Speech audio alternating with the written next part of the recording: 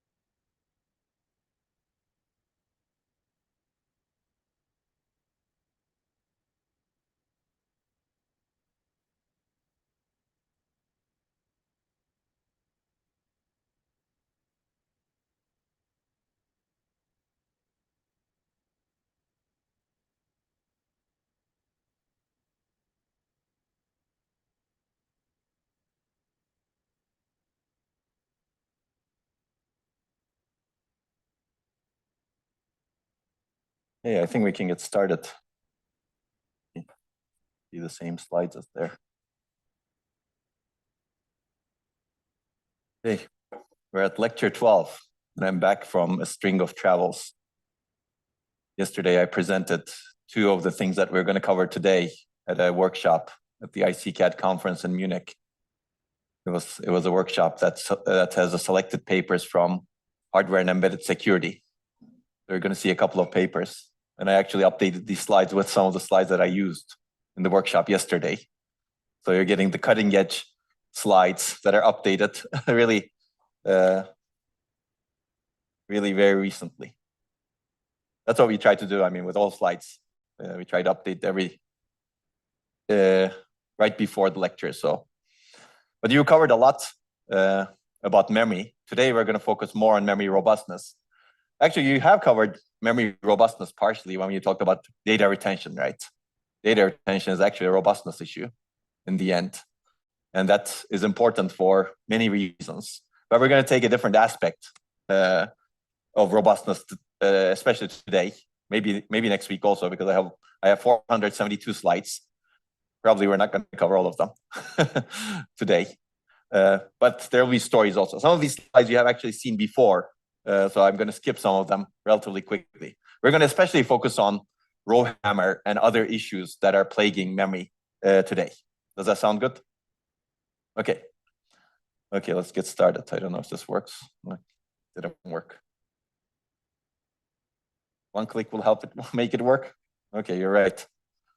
Okay, one click made it work. Annotate. Okay, it's gone now. Okay, and you've seen some pictures like this before. So I'll cover some of these relatively quickly, as I said. Robustness is an issue that affects essentially all systems, right? The places we live, this is an example, the places we walk on, move. So robustness is actually a very broad area. Dependable systems, a very broad area, not just in computing. So it's good to consider it that way. So this bridge, which got a bit flip, okay, that's not working, which got a bit flip at some point in 1940, had a robustness problem, basically. And you can study this robustness problem, and there's actually a lot of work on that topic, how to construct bridges more robustly such that they don't have this aerostatic flutter or different kind of robustness problems. I liken this to a bit flip because it's kind of like a bit flip, right? And you have this bit flip and it basically destroys your infrastructure. And that is very big infrastructure. Humans have been building all kinds of infrastructure for many thousands of years. And the type of infrastructure that we build today is, we still build these things. These are like old infrastructure, but there's a new infrastructure, which is really more softer, which is computing. I mean, there's hardware, of course, also, but there's computing infrastructure. And essentially, that infrastructure is much more dominant than these other infrastructures that we built. And perhaps it's going to be much more important to make it more robust than these other infrastructures. Like I want this system also to be robust, right? So that I can present. And we've covered that before. Okay, I like this picture also. These folks are constructing a big city and they're relying on the robustness of that thing that they're sitting on, right? Just like you guys are relying on the robustness of the chairs that you're sitting on. If you get a bit flip in the chair, you may break, I don't know, hopefully not in this place, but they will definitely break some things over there, if not more. So basically, it's good to think about robustness and security. Security is an aspect of robustness as preventing unforeseen consequences. It's a very general definition of security. It's some definition that I actually borrow from Dan Simon, who was a researcher at Microsoft Research when I was there at Microsoft Research. And he was criticized for defining security this broadly. But I really like this definition because this is really the ultimate security you can get. If you can prevent unforeseen consequences, that's really good security or robustness. It's a very broad definition, of course, right? How do you enable that is a good thing to think about. And we're going to look at it within the context of memory today. So it's good to think about how do I prevent unforeseen consequences in memory, let's say? How do I prevent bit flips? What if I don't know about some bit flip causes? Can I still prevent them if I somehow discover them? It's good to, at some point after I design my system, right? It's good to think about these things. Okay, you know this nice picture that I like also, Mr. Bean, so I'm not going to repeat that again, but this guy was ahead of his time. Okay, and you also seen this picture, right? This doesn't do justice to what we're going to build in the future, I think, in computing systems everywhere, in space, in the world, in many different conditions. But again, it's good to consider, are we designing these systems robustly so that they can actually interact with the environment in a way where they don't get destroyed in some way, right? Basically, are they safe? Are they reliable? Are they secure? It's good to think about that. And these may actually be under many different types of conditions, right? Temperatures, humidity, all kinds of different types of, let's say, gravity or no. It's good to think about that, basically. Okay, so basically, you've seen this slide also. I'm not showing you anything new, but this is a big challenge and opportunity for future. How do you design robust systems? And we're going to take a focus on memory today. In the end of the lecture, I'll also talk about logic a little bit, but memory is a much bigger problem today, although logic is getting less and less reliable as well, as you will see. Okay, so you've known about RowHammer. I'll go through some of these relatively quickly so that we can go into a little bit more depth. Essentially, RowHammer is the fact that you can predictably induce bit flips in commodity DRAM chips. And all recent DRAM chips are fundamentally vulnerable, as we will see in this lecture. And very importantly, it's really interesting that this is actually the first example of how a simple hardware failure mechanism can create a widespread system security vulnerability. And the main reason for that is this is a hardware failure mechanism that's repeatable, and you can induce it in software. So I can predictably induce these bit flips repeatably in software, which means that you can actually plan for creating some security vulnerability. We're going to look at some of those vulnerabilities, but not all of them. If you actually take a hardware security class, you'll actually see potentially other ways of taking advantage of bit flips. And I like this Wired article that says, forget software hackers exploiting physics. No, this is fooling me. This is not the computer that I'm using. This is the computer I'm using. But this is actually a good thing, robustness, right? You have two computers. If one of them fails, the other one hopefully doesn't fail. That's a very basic principle of robustness, dual modular redundancy. And if I were to actually discussing a dependable systems class, I would go through all different types of enabling robustness, which I really would like to do at some point, but I just don't have enough bandwidth for teaching, you know. But basically, the dual modular redundancy, or more generally, N modular redundancy, is adding redundancy to a system, adding multiple copies of the same resource to a system, such that if one or a fraction of them fails, you will still get the correct result because some other one doesn't fail. Right? Or you will at least figure out that you did something wrong potentially because one of them failed, or one of them gave you result X, the other one gave you result Y. Then you know that something probably went wrong in one of them or both of them. Right? So if you have dual modular redundancy, if one of them gives you result X, the other one gives you result Y, maybe you don't know which one's wrong, but at least you know something is wrong and you can go and inspect. If you have triple modular redundancy, 3 copies of the same resource, you run the same program on all of them. If at least 2 of them give you the same results, maybe you trust them, right? That's voting-based redundancy. You basically take a vote out of hopefully an odd number of resources that you replicate, right? So let's keep that in mind. That's a very basic form of enabling robustness. That's a very expensive form of enabling robustness also, if you actually replicate your resources n times. For example, I'm afraid of RowHammer attacks, so I do the same computation on 5 different computers, right? When one of them is attacked, I'm fine, because hopefully 4 of them will give me the same result. Right? That's a very expensive way of preventing RowHammer, for example, or some other failure. It could be any failure, actually. Right? It's good to think about that. So we're going to look at much cheaper ways of preventing failures. But dual modular redundancy is not a terrible technique if you can afford it. Actually, not dual, n modular redundancy is not a terrible technique if you can afford it. If you remember some of the pictures that I showed you in lecture 1, where we looked at, for example, Tesla self-driving car computer, they had actually 2 processors. And the purpose was to actually do redundant computation concurrently on 2 processors so that they could detect there's something wrong and they could re-execute the program if something is wrong. So it can detect and re-execute if you have 2 of the same resource. Okay. Anyway. Okay, so I think you've also seen this paper. This is a paper that we had written about 12 years ago, where we argued that these robustness issues are going to be much more important. And we should really take a more system-level approach to solve these problems. And I think this is part of the reading list. So if not, we should put it on the reading list. I don't remember what the reading list was, and more recently, we actually have an updated version of this paper. It's not exactly the same, that argues that the problem is getting much worse. So we should actually do more about it. Okay, so basically, we're talking about the DRAM scaling problem. You've already seen multiple issues like retention failures, but I'm going to go through this again so that we can look at RowHammer in a little bit more detail. But if you look at DRAM, you have studied for so many lectures. Right now, you have a charge storage unit, which is a capacitor, and you have an access unit, which is the access transistor, bit line, and the sense amplifier. And you remember how this works, right? Okay, good. Essentially, for this technology to work, you need to store charge reliably, and you need to access charge reliably. If either of those don't work, then you have a problem, basically. And it turns out for this technology to work, both storage units and the access units need to be reliable, meaning they need to be large enough.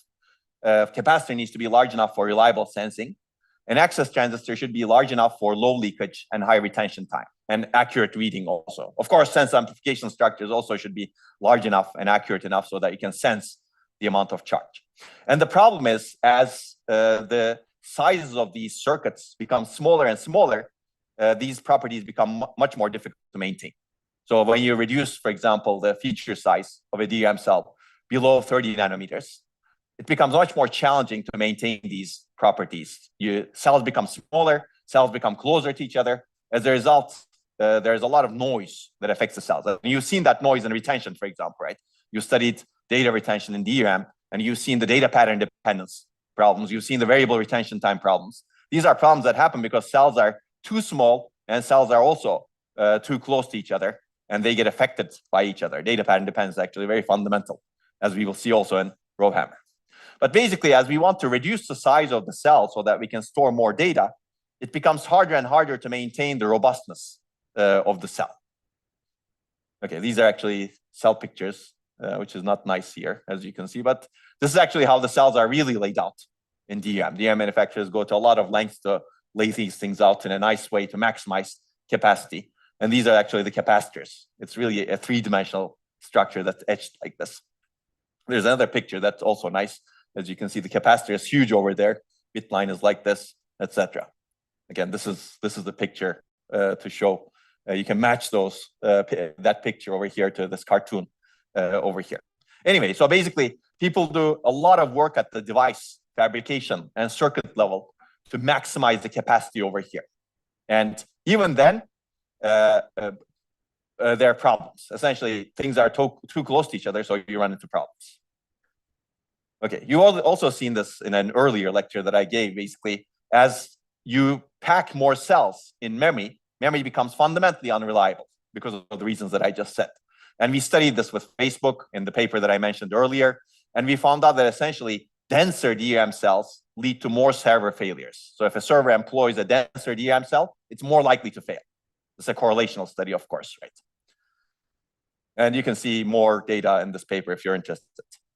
It's an old paper, but there's a lot of interesting data in that paper. And more recently, people have actually written papers on DDR4, DDR5, and they basically show similar things. As cells become smaller and smaller, more robustness issues arise. Okay, so we also built a lot of infrastructure to test these things, and you've also seen this infrastructure also. I'm going to show you a lot more results today from these infrastructures. This is the infrastructure where we did a lot of RowHammer studies at Carnegie Mellon. It was in a cage. So students actually went into the cage and worked with the infrastructure.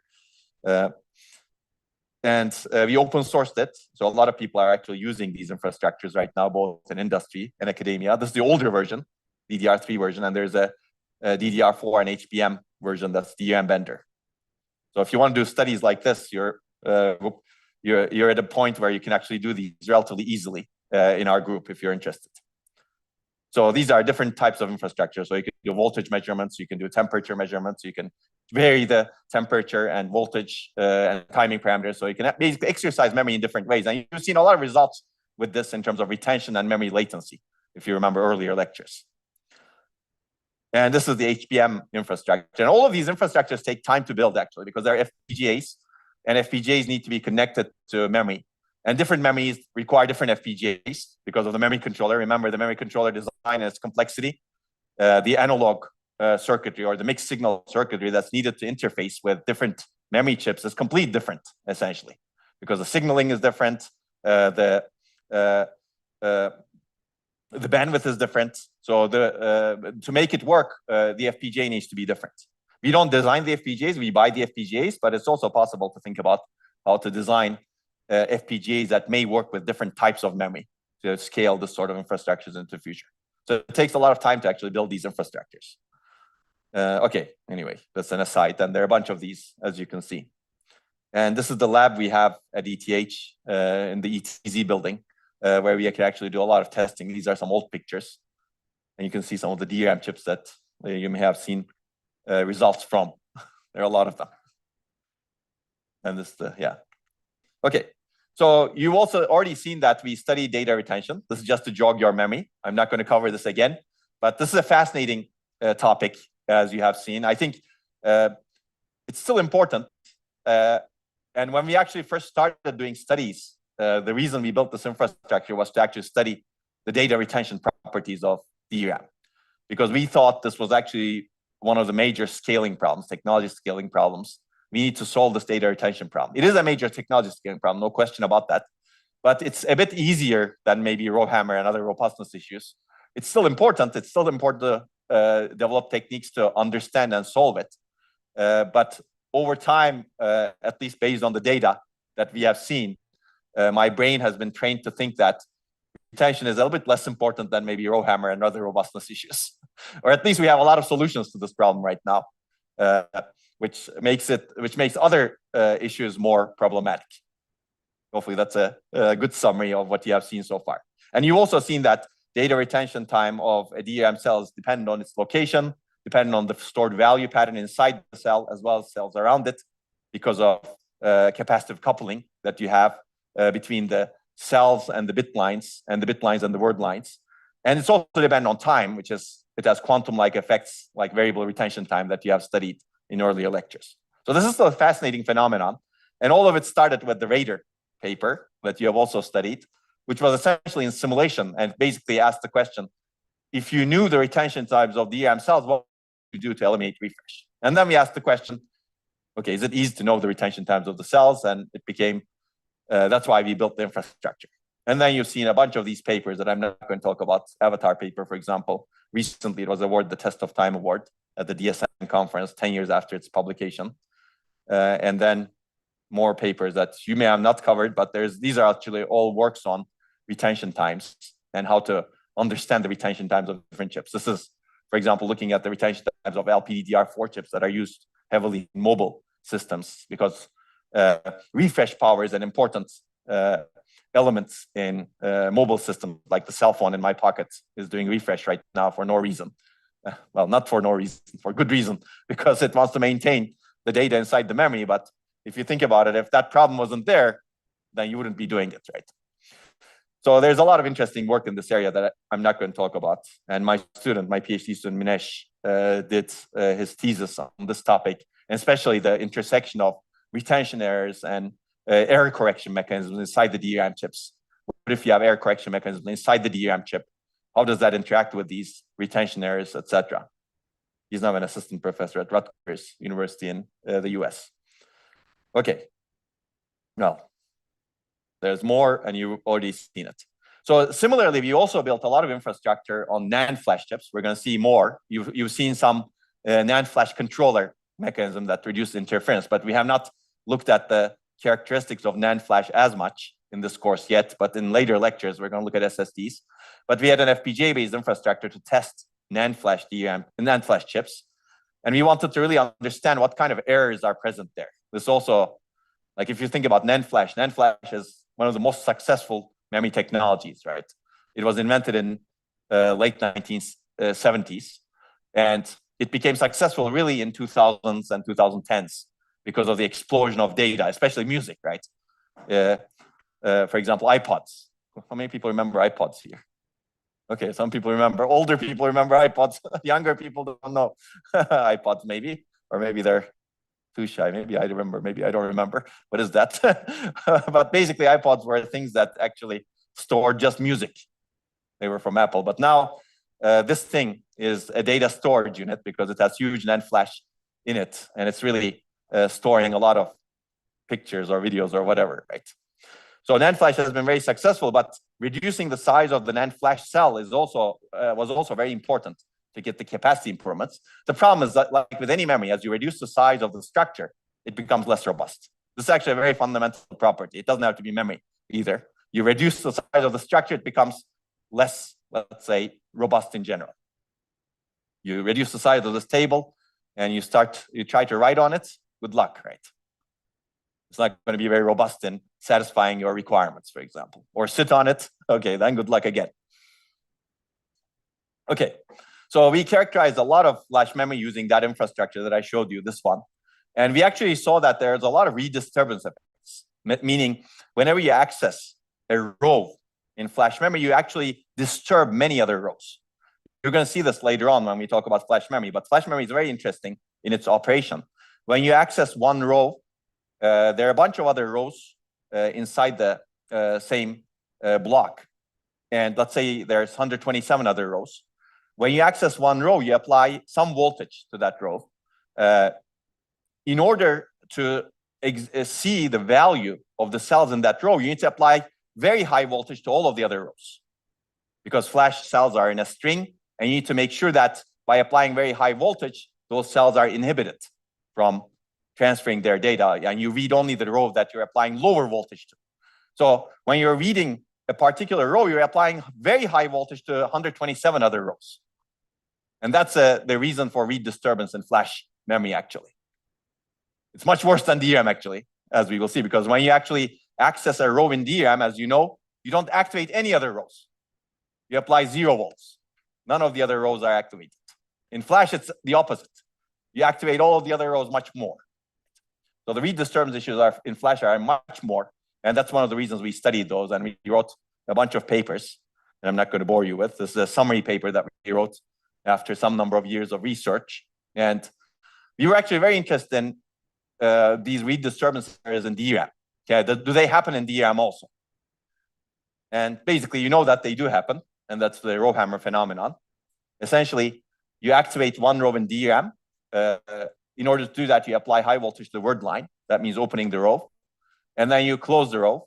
And you could, that's also called pre-charge. You already know that by now. You already know actually how to reduce the latencies of these also in the previous lectures.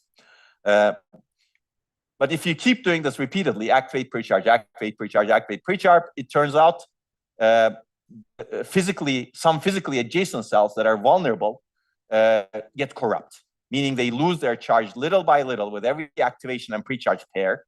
And if you do this activation and pre-charge pairs enough times, called hammering, enough times before the cells are refreshed, some vulnerable cells get depleted of charge. And as a result, you get a silent data corruption, essentially, or data corruption. Whether or not it's silent depends on whether you detect it or not, of course. But existing DRAM chips are unable to detect it. So most of these are silent data corruptions, meaning you don't know that it's happened, but it happens. So we call this the hammered row. We call these the victim rows. And essentially, using our infrastructure, we showed that you can induce disturbance areas in adjacent rows in most real DRAM chips. What is most? At the time, these are testing that we did in 2012, 2013. The paper was published in 2014. It was originally rejected from Micro. I'm going to talk about that later on. But basically, more than 80% of the chips that we tested from 3 major DRAM manufacturers, and by now you know that there are only 3 major DRAM manufacturers in the world, that occupy 95+% of the $120 billion DRAM market. I don't know why it's so. That's the problem, I think. DRAM is everywhere, but the market size is so small. This also shows the mindset that we have about memory, right? Memory is so important, but it's so cheap, if you think about it, right? Under $20 billion is nothing compared to the market capitalization of NVIDIA, for example. Compute is so expensive because it's the king, right? It's good to think about that also, right? Our priorities may be also completely mismatched in terms of the importance. If you don't have memory, that GPU is useless for you. Okay, good to think about. But anyway, yeah, essentially more than 80% of the chips were vulnerable. And this is the graph that we have from the paper, from 2014 paper. We tested modules from essentially 2008 to 2014. And we found out that we did not see this read disturbance issue, hammering issue, in modules that are manufactured before 2010. And all of the modules that are manufactured between 2012 and 2013 were vulnerable. Now, take this with a grain of salt, because we were the first ones doing these studies, right? We didn't know what were the best access patterns, etc. So this picture may be slightly different if you find out the best access pattern, worst case access pattern. And maybe we would be able to induce some bit flips in 2009 or so. But again, this picture remains because later works actually did the worst case access patterns. And they showed that older chips are less vulnerable because cells are far away from each other and cells are larger. And as chips become newer and newer, as their density improves, cells are too close to each other and cells are too small. Okay? Okay, I already said this, I think most of these things. Cells are too close. Access to one cell affects the value in nearby cells because of the electrical interference between the cells as well as wires used for accessing the cells. It's called cell-to-cell coupling and interference, very similar to the data pattern dependence phenomenon. But the mechanisms are different. For example, this is there are multiple ways in which RowHammer manifests itself. When it's crosstalk, for example, when you activate a row, an adjacent row gets slightly activated as well at a higher level. You can think of it this way. And vulnerable cells in that slightly activated row lose a little bit of charge. And if RowHammer happens enough times, charge in such cells get drained. There are also other effects that are at the device level that are a little bit different from this. You migrate electrons because you're actually activating one row, because you change the electric field, etc. But we're not going to get into that.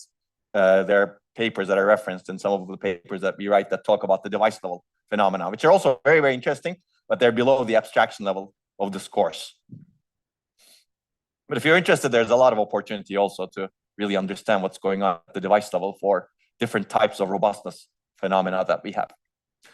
Okay, so this simple mechanism, this simple bit flip mechanism, I'll call it that way, or circuit level failure mechanism, has huge implications on the upper layers, because now you may actually induce a bit flip inside memory, and that memory is exposed to essentially every part of the upper layers, right? Because memory is part of your architecture. It's exposed to your program. It's exposed to your runtime system. It's exposed to your algorithm. So your algorithm actually may be incorrect because you got a bit flip inside the memory. And in the end, your problem may not be solved, right? So basically, this bit flip is something that we don't want, period, I would say. Some people may be okay with bit flips. As long as if you can tolerate, if you design your algorithm, if you design your system so that you can tolerate these bit flips, okay, that's a different issue, right? But most systems are not designed that way.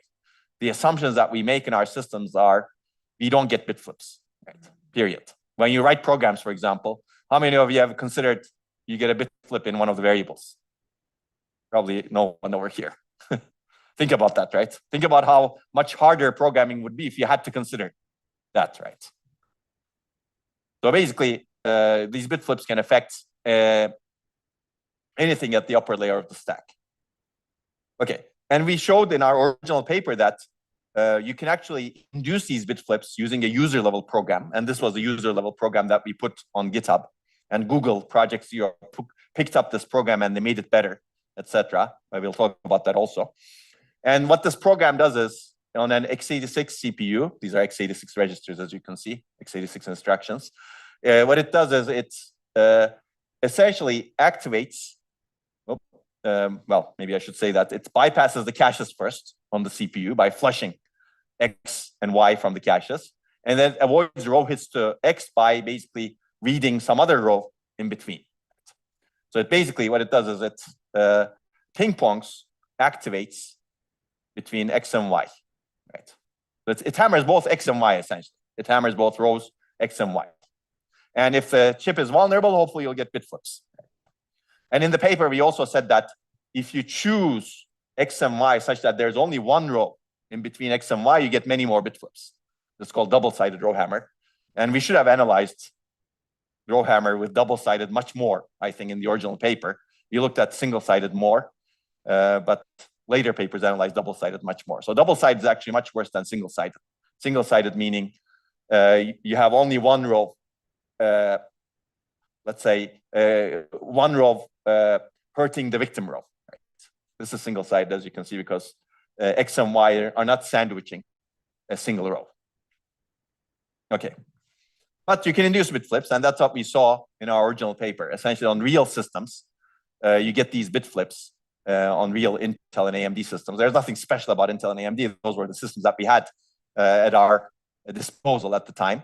And you can see that we were able to induce bit flips. And we basically declared that these bit flips should not be happening. And this is a real robustness issue, and it affects reliability, security, and safety. In fact, someone can hijack your computer if they know what they're doing with these bit flips. Okay, any questions? No? All good? Okay, now let me give you some history of what has happened. So first people who read our paper, well, I don't know, I cannot guarantee that. First people who took action based on this paper were actually people who design memory testing software. So sometimes your computer, when you reboot your computer, some software runs on your computer to test whether the memory locations are correct, right? And if you get some memory location that's unfortunately you cannot store to, this memory testing program may inform the operating system to do something. Maybe you remap that location, right? At some point, this may actually get exposed to you. These days, we have too much memory, in my opinion, so it doesn't get exposed to you.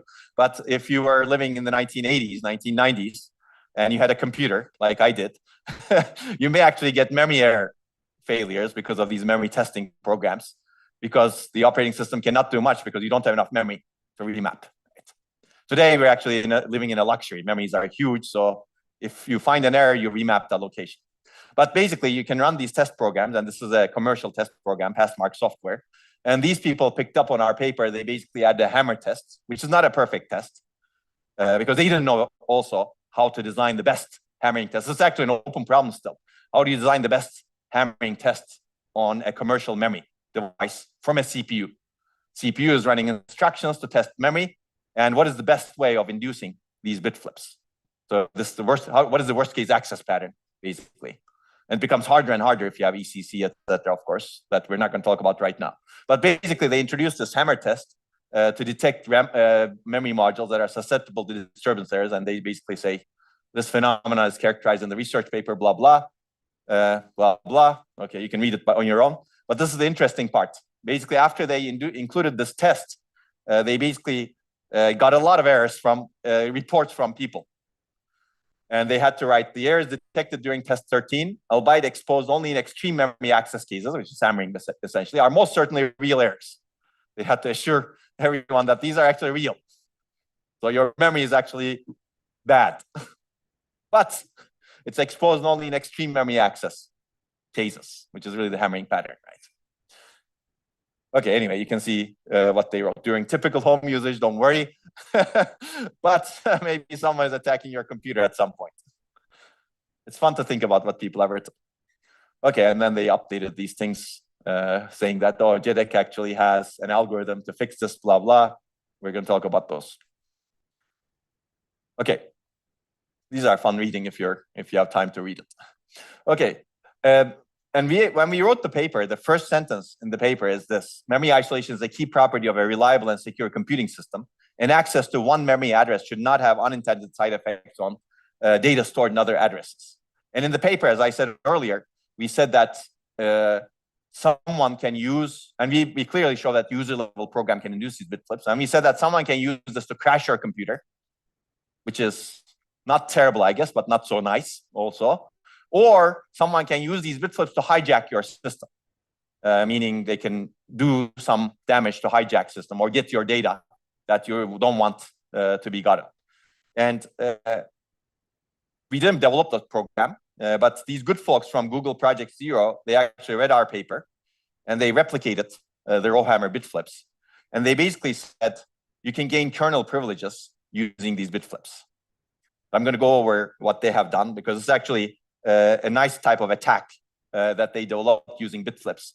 Now, bit flips are bad. Everybody knew, at least everybody who designs hardware knows that. Everybody who cares about the quality of their software also knows that. But how bad is the question, right? So there's a lot of work in 1990s, for example, where people have looked at cryptographic algorithms. And they basically say, if you get a hardware fault at the wrong place in your encryption or decryption algorithm, someone can get your private keys. So this was well known in 1990s, but it was very theoretical in the end. They basically proved using theory that you get the bit flip in the wrong place, your cryptography is broken. And RowHammer enabled a way of breaking that cryptography. But we're going to look at some other attack, and because people have actually shown that you can actually get private keys using cryptographic protocols by inducing RowHammer bit flips. It's a bit more involved to do that, but I'm going to give you an attack where someone can actually gain complete access to your system, which is actually potentially much worse than breaking the cryptographic protocol, because if you have complete access, you can have all the keys, right? That sounds much better to me if you can do that. Okay, so bit flips are bad, basically. If someone tells you bit flips are okay, we can tolerate them, ask them. And sometimes people say that actually, but hopefully they'll know better. You can point them to RowHammer in the future. Okay, so basically there have been many security exploits that show that one can exploit these RowHammer bit flips to take over a system. I'm going to look at that. One can read data that they do not have access to. We're going to see that briefly.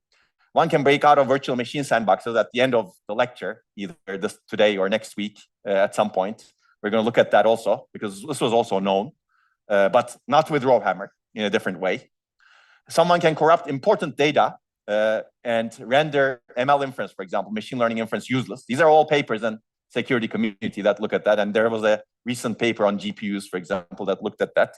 And someone can steal your secret data like cryptographic keys or machine learning model parameters. There are, I'm pretty sure, like hundreds of papers that talk about these different attacks with RowHammer, and they keep coming. But let's take a look at an early attack, which is this Google Project Zero attack. So this is copy and paste from their blog post. And I would also, if you're interested in security, I'd recommend watching their Black Hat presentation from Mark Seaborn, where they essentially present the slides that I'm going to show. But I'm going to show a subset of the slides that they present. So they have a full 40-minute talk. So they basically quote from our paper. They basically say RowHammer is a problem with some recent DRAM devices in which, okay, you've already seen all of that. And they basically replicate the results. They test the selection of laptop and found that a subset of them are vulnerable to this problem. I believe if they tested all of their laptops, assuming they had new memory carefully, they would have found all of them are vulnerable. But again, testing for RowHammer from the CPU is not easy, right? You need to actually develop techniques to actually induce these bit flips. And they actually built two types of attacks. One of them takes over the Google native client, which is essentially a virtual machine, and you basically get out of the virtual machine sandbox. That's interesting, but maybe not as interesting as the other one. The other one, essentially, as a user level program, it induces bit flips. And these bit flips enable the program to gain completely privileged access to x86-64 Linux. Basically, you become root or super user. And I'm going to give you examples, but the basic idea is this process is able to induce bit flips and page table entries. Page table entries. How many people know about page table entries? Okay, good. Virtual memory. How many people do not know about this? Don't be shy. You're going to learn later about virtual memory a little bit more, but that's going to come later, unfortunately. If you don't know about it, it basically maps the virtual address in a program to a physical address. Because when you write programs in virtual memory-based systems, which are essentially all general purpose systems today, you don't deal with physical memory directly. There's an abstraction. And virtual memory is what your the addresses come from. And then there's an operating system that maps the virtual addresses to the physical addresses. And the reason is you need to manage the memory such that multiple processes can share the memory, for example. And in the old days, the major reason was your main memory was so small that it had to be managed even within a single program.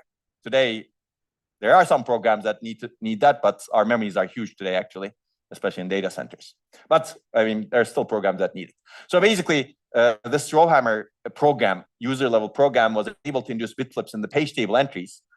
And this page table entry also has access permissions. So for example, if you can induce an access permission, if you can change the access permission to a particular page, you're not able to write to the page, and you flip the right bit such that you're able to write to the page now. You gain write access to that page table entry.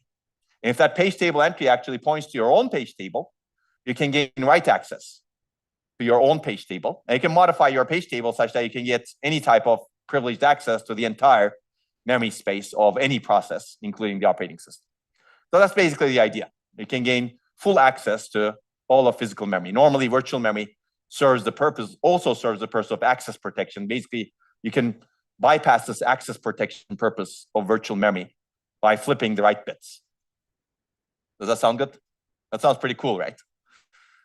So let me go over some of their original RowHammer attack relatively quickly. I will not go through this in detail, but I like it.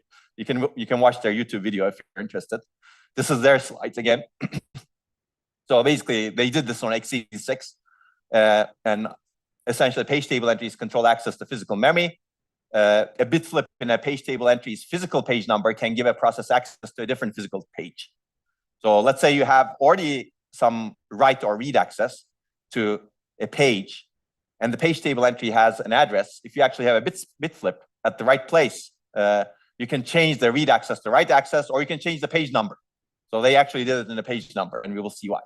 So their goal was to get access to the page table, and as a result, get access to all of physical memory. And they wanted to maximize chances that a bit flip is useful. So they actually introduced this physical memory spraying with page tables. And before that, they wanted to check for useful repeatable bit flips. So they actually scanned the memory to figure it out. Okay, so this is a page table entry in x86. It's 8 bytes, as you can see. This is assuming it's a 4K page. There are multiple page sizes, as you will see later on. And you can see that there is a writable permission bit. That's the read-write over there, bit 1. And if you actually flip that, you have only 2% chance, right? Because this is 1 out of 64. Less than 2%, actually. But they rounded it up to 2%. But if you are able to flip the physical page number, this is the physical page bait address, that's 20 bits. So you get 31% chance to flip something over there. So they targeted this part as opposed to the read-write bit. Although read-write bit is actually more intuitive if you think about it. So this is the virtual address space that's seen by the program. That's the physical memory that's actually present in a system. And they asked the question, what happens when we map a file with read-write permissions? What happens is you get a file handler, and that file gets mapped to some memory map location, essentially. And the file gets transferred over there behind the scenes, of course. As a programmer, this is magic, right? As a programmer who doesn't want to know anything about hardware, this is truly magic. But as a programmer who knows what's going on underneath, there's something that basically brings the file from the disk to the physical memory and essentially caches only that 4 kilobyte portion of that file. Right? So now you've mapped the virtual address to the physical address, and by bringing the file. So you can actually write to the file, for example. So, but if you actually map a file with read-write permissions, you need some indirection via page tables. Essentially, here you have 2 page table entries. Those are the red things over here. They point to the location over here. So because you get a virtual address and you need to translate it to the physical address. And the purpose of the page table entry is to translate that address and also give the access permissions, whether you have read or write access. Okay. Okay, so what happens when you repeatedly map a file with read-write permissions? So you basically take the same file. You can take different files also, but let's take the same file. You map it 4 times. Now, what the operating system does, it's smart. It basically doesn't replicate the same thing in memory, physical memory, but it replicates the page table entries because all of these are different virtual addresses. They map to the same physical page in memory. So now you have 1, 2, 3, 4, 5, whatever. Okay, I guess 5. That's correct. Okay, 5 different page table entries doing the mapping to the same physical page from different virtual pages. And this is how virtual memory works, actually. It's nice. And they basically spray the memory or fill the physical memory with page table entries. So now most of your memory is page table entries, as you can see, or enough of your memory so that you can perform the attack. And each of the pages points to pages in the same physical file mapping. We already said that. And if a bit in the right place in the page table entry flips, now it doesn't point to the file anymore. It points to another page table entry. Right. That sounds good, right? And if you had read-write access, now you have read-write access, right, to that page table entry over there, or set of page table entries. Right?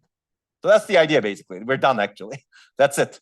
Chances are this wrong page contains the page table itself because you sprayed the memory with page tables, right?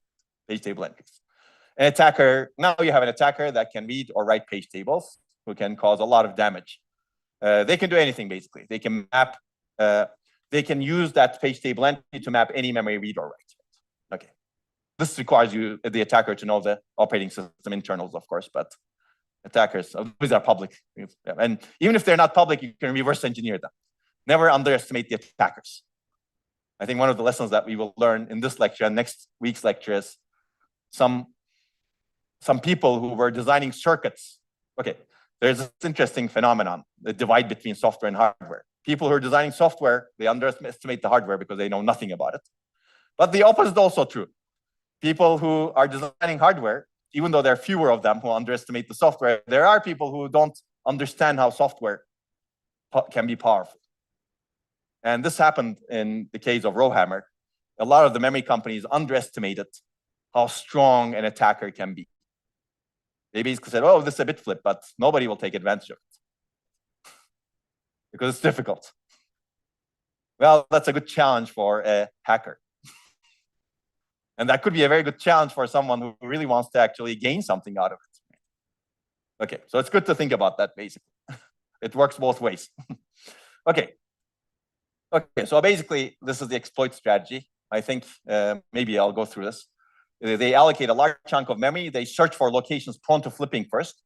They check if they fall into the right spot in a PTE for allowing the exploit. They return that particular area of memory to the operating system. They force the operating system to reuse the memory for the PTEs, page table entries, by allocating massive quantities of address space. They cause the bit flip, meaning shift the PTE to point into the page table. And now they have read-write access. And they abuse that read-write access so that they can have read-write access to all of memory. Clearly, there are many complications. And if you want to look at the complications, you can watch their thing. So it's not an easy attack to pull off, but it's possible to pull it off. It's a probabilistic attack, right? You're not going to get 100% with this sort of attack, but most attacks are actually probabilistic. Maybe this is a little bit more lower probability than other attacks, but it's possible to do it if you know what you're doing. Okay, so that's why this is a RowHammer vulnerability became even more famous, let's say, thanks to Google Project Zero developing that attack.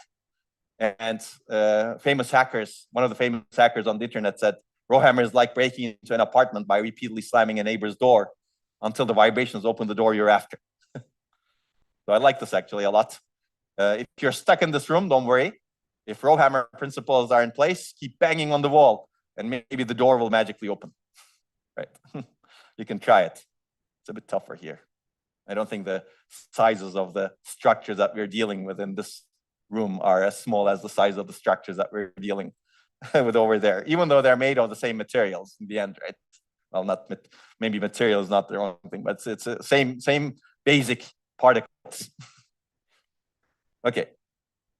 Okay, so later, actually, there's a lot of work that's in the security community that's built on this sort of attack. So these folks, these are some of the early works, 2016, as you can see. These folks were able to induce these bit flips through JavaScript on a remote server. And they could have essentially get unrestricted access to systems of website visitors, which is interesting. And they have an attack, and you can look at it. These folks showed that you could actually induce these bit flips on ARM-based Android systems, and you could take over a cell phone.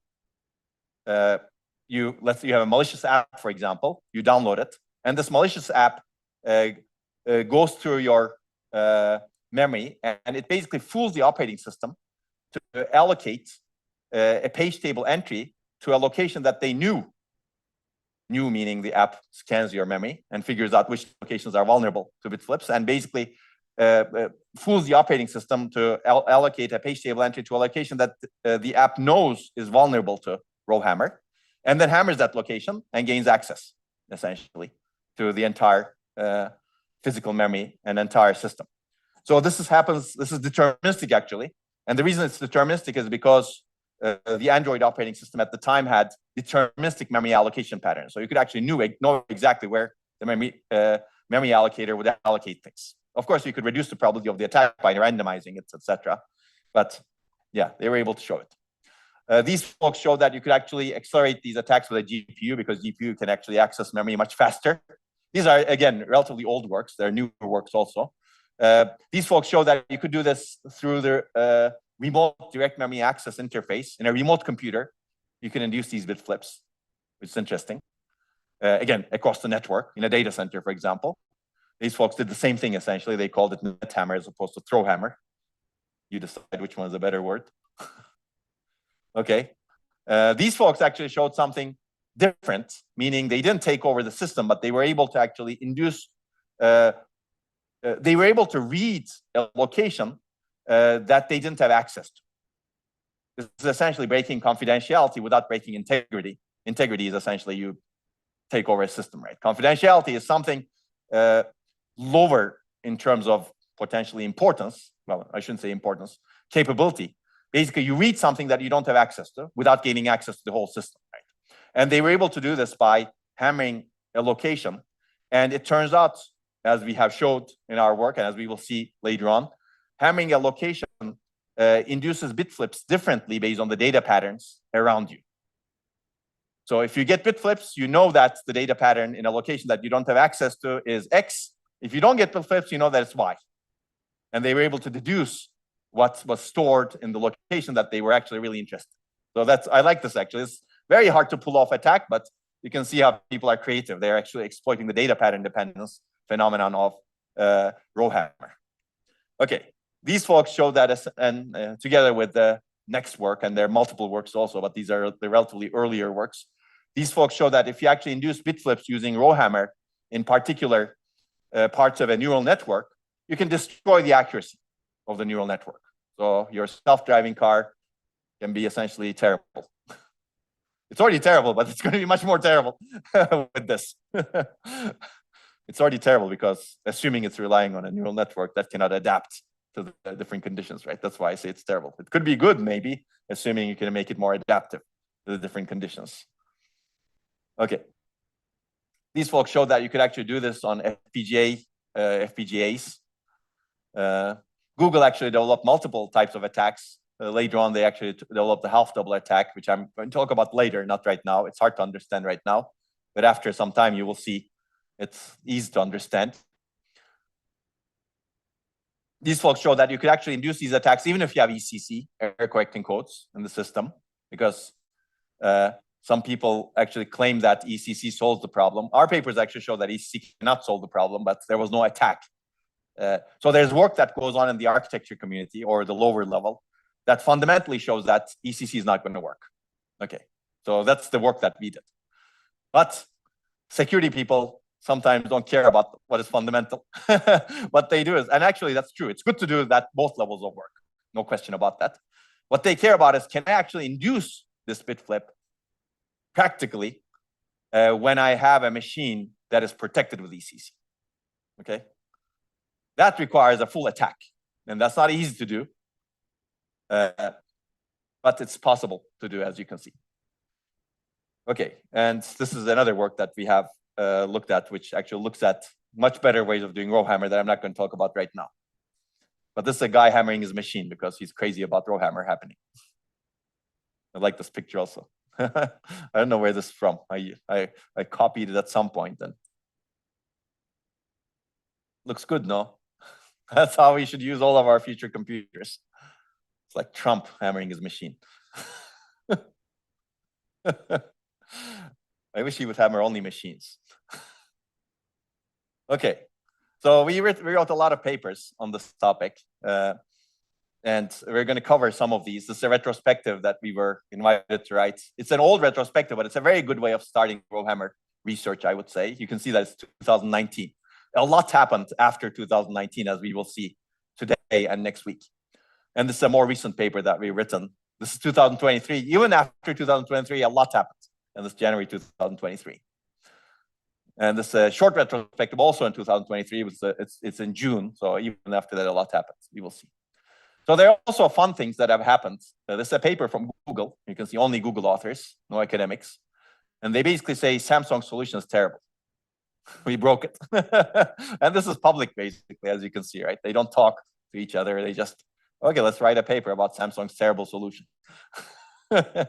Which is good, I think, which is what should be happening, in my opinion, right? People should be showing this, let's say, assuming the solution claims that they were good, right? Then there should be more open analysis or security or robustness analysis, and that's how things should improve. Because if it's behind closed doors, you don't know, right? They do something, they don't document it, then white hat hackers needs to go and figure out whether it's done correctly or not. But if it's more open, then there could be interesting things that could be done. Okay, and RowHammer is present in DDR5 also. There are multiple works on this topic right now. And in fact, Usenix Security, as I mentioned at some point, had 7 papers on RowHammer. You can see that there are different topics over here, different types of attacks. Like this is actually destroying ML inference accuracy on GPUs. There's more over here. This is actually leaking signatures in cryptography again. Okay, I'm not going to go over all of these, but like you can see, there's more work on ECC also, as you can see, mounting RowHammer attacks on DDR4 servers with ECC memory. So you can see that security folks are still developing attacks, showing that RowHammer is a problem. Okay, we're going to see more of these. And this was Micro, where I was also at recently, a couple of weeks ago. I think I gave a keynote talk at this conference, and we actually presented 2 of the read disturbance papers. One of them we didn't call column hammer, but it's actually column hammer type of thing. Then we may actually talk about that when the time comes. Okay, and this is a recent PhD thesis from my one of my recent PhD graduates, Giray, who's a faculty member at MPI in Saarbrücken right now. Not MPI, sorry. In CISPA, yeah. Wow. I had a bit flip over there. See, bit flips happen everywhere. Because I have another PhD student who's at MPI, but she's not Giray. She's Christina. Yeah. He's at CISPA, which is a Center for Information Security. And his PhD dissertation recently won the SIGMicro dissertation award, actually. And also a bunch of other awards. So if you want to do a PhD like this. It's a high bar. But again, this is tongue-in-cheek. It's good to do a PhD like this. Some PhDs may be recognized with awards immediately. Some PhDs may be recognized 20 years down the road with awards. So that's the beauty of research, right? There is no one single recipe for research. In the end, what is the recipe is really doing the right thing and doing great research, working on important problems. And Giray did that. ETH should have given him the ETH medal also. You can tell that the ETH folks who did not give him the ETH medal. But I think having 3 big awards in the dissertation is pretty strong. And he actually was a finalist in 2 other awards also. Okay. Okay, maybe this is a good time to take a break because I'm going to go into understanding RowHammer. Let's take a 10-minute break, actually 12-minute break. Let's be back as 2:25. And then we're going to go a little bit deeper into RowHammer and explore other different things as well. So it's going to be a very interesting story, in my opinion, because there's a lot of history on this topic that affects both industry and academia. Okay.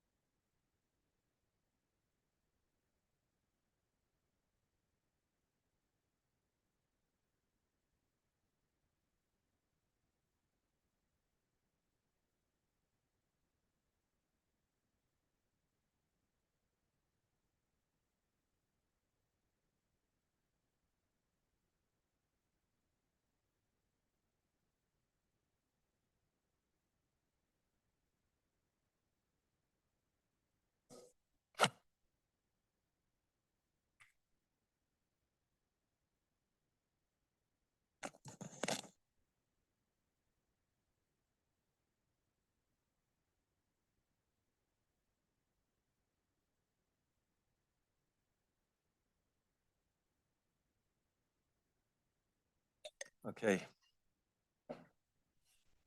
Let's see. Everything good online? Okay. Okay, now we're going to continue. We're going to dig a little bit deeper to do some understanding of RowHammer. And there's more to do in this area. So our original paper from 2014 tried to do a lot to understand. That was the first paper, but there's a lot more that happened. And we still are trying to understand RowHammer a little bit more. So this is the original paper. We're going to have a story of that also later on. And this is the infrastructure that we built. So we built a lot of understanding on an FPGA-based infrastructure, because with that, you can change the memory controller, you can disable a refresh, you can do a lot of things basically, as you have seen in previous works. Our goal with the real system evaluation was to show that you can actually induce these bit flips with real system, real CPUs also. But you cannot characterize a phenomenon easily on a real CPU. If you do, then you need to be extremely careful, because CPUs have many caches, many different things in the memory controller. You cannot really change the memory controller, etc. So your characterization may not be very useful, let's say. Here we can change everything in the memory controller, so we can characterize a lot of things. Right? That's the beauty of building an FPGA-based infrastructure with a soft memory controller. So we tested a lot of memory modules, 129. You can find things, ABC, different manufacturers. We studied a bunch of different things. I'm not going to talk about everything over here, but essentially I was showing you that most modules are vulnerable. I'll show you one thing over here. This is the adjacency of the aggressor and the victim rows. And this is the adjacency from the memory controller's perspective. What is the row address difference between the victim and the aggressor from the memory controller's perspective? Memory controller, for example, accesses aggressor X. Where do you get bit flips? At X minus 1, X plus 1? That's what we expect, right? And that's what you get mostly.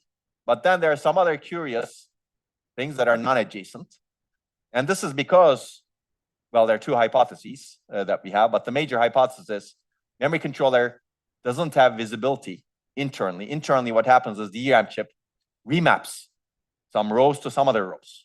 So you get address X, but an address X may be in location Y, but address X minus 1 is not at location Y minus 1. It's maybe Y minus 8, for example, right? And there's a reason for it to satisfy reliability, fault tolerance, etc. DRAM manufacturers reserve the right to actually internally remap their rows and columns to any part they want, right? As long as they satisfy the result correctly, that's what matters for them, right? And this basically shows that our hypothesis is that they're remapped internally, and that's a good hypothesis we verified with the manufacturers. Now, but the importance of this picture is, what if you want to solve this problem? And hopefully you want to solve this problem. If you want to solve this problem, at the memory controller, you don't know which rows are affected. At least you don't have complete information, right? It may be plus or minus 1. It may be something else over here. And this is a limited sample. If you actually test more chips, you will see more non-adjacent ones. So basically, memory controller doesn't have complete information about a DRAM chip.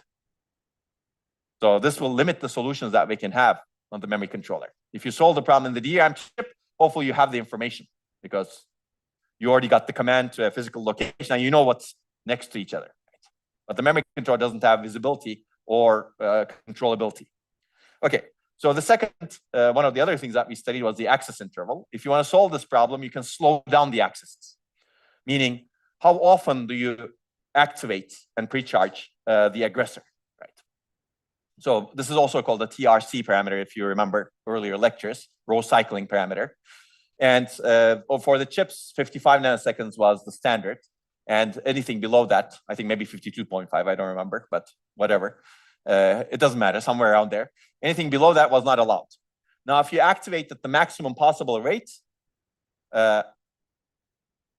you basically get the most errors. Now, if you actually reduce the activation and insert some delays, basically between you do activate pre-charge and then wait for some time, and as you increase that delay, the number of errors reduces, okay?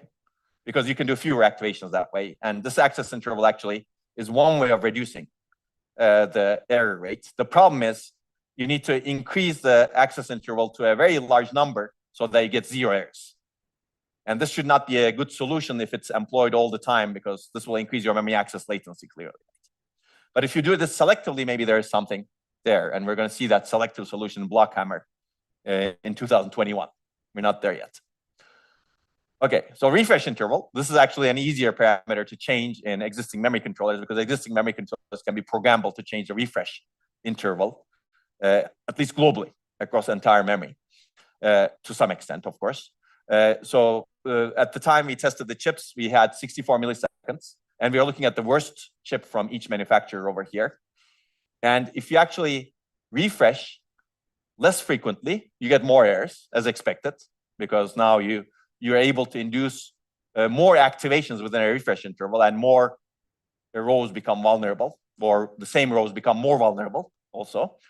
And if you actually increase the refreshes, make them more frequent, you get fewer errors as expected, because now the interval with which the cells get refreshed becomes smaller. You can induce fewer activations within that interval.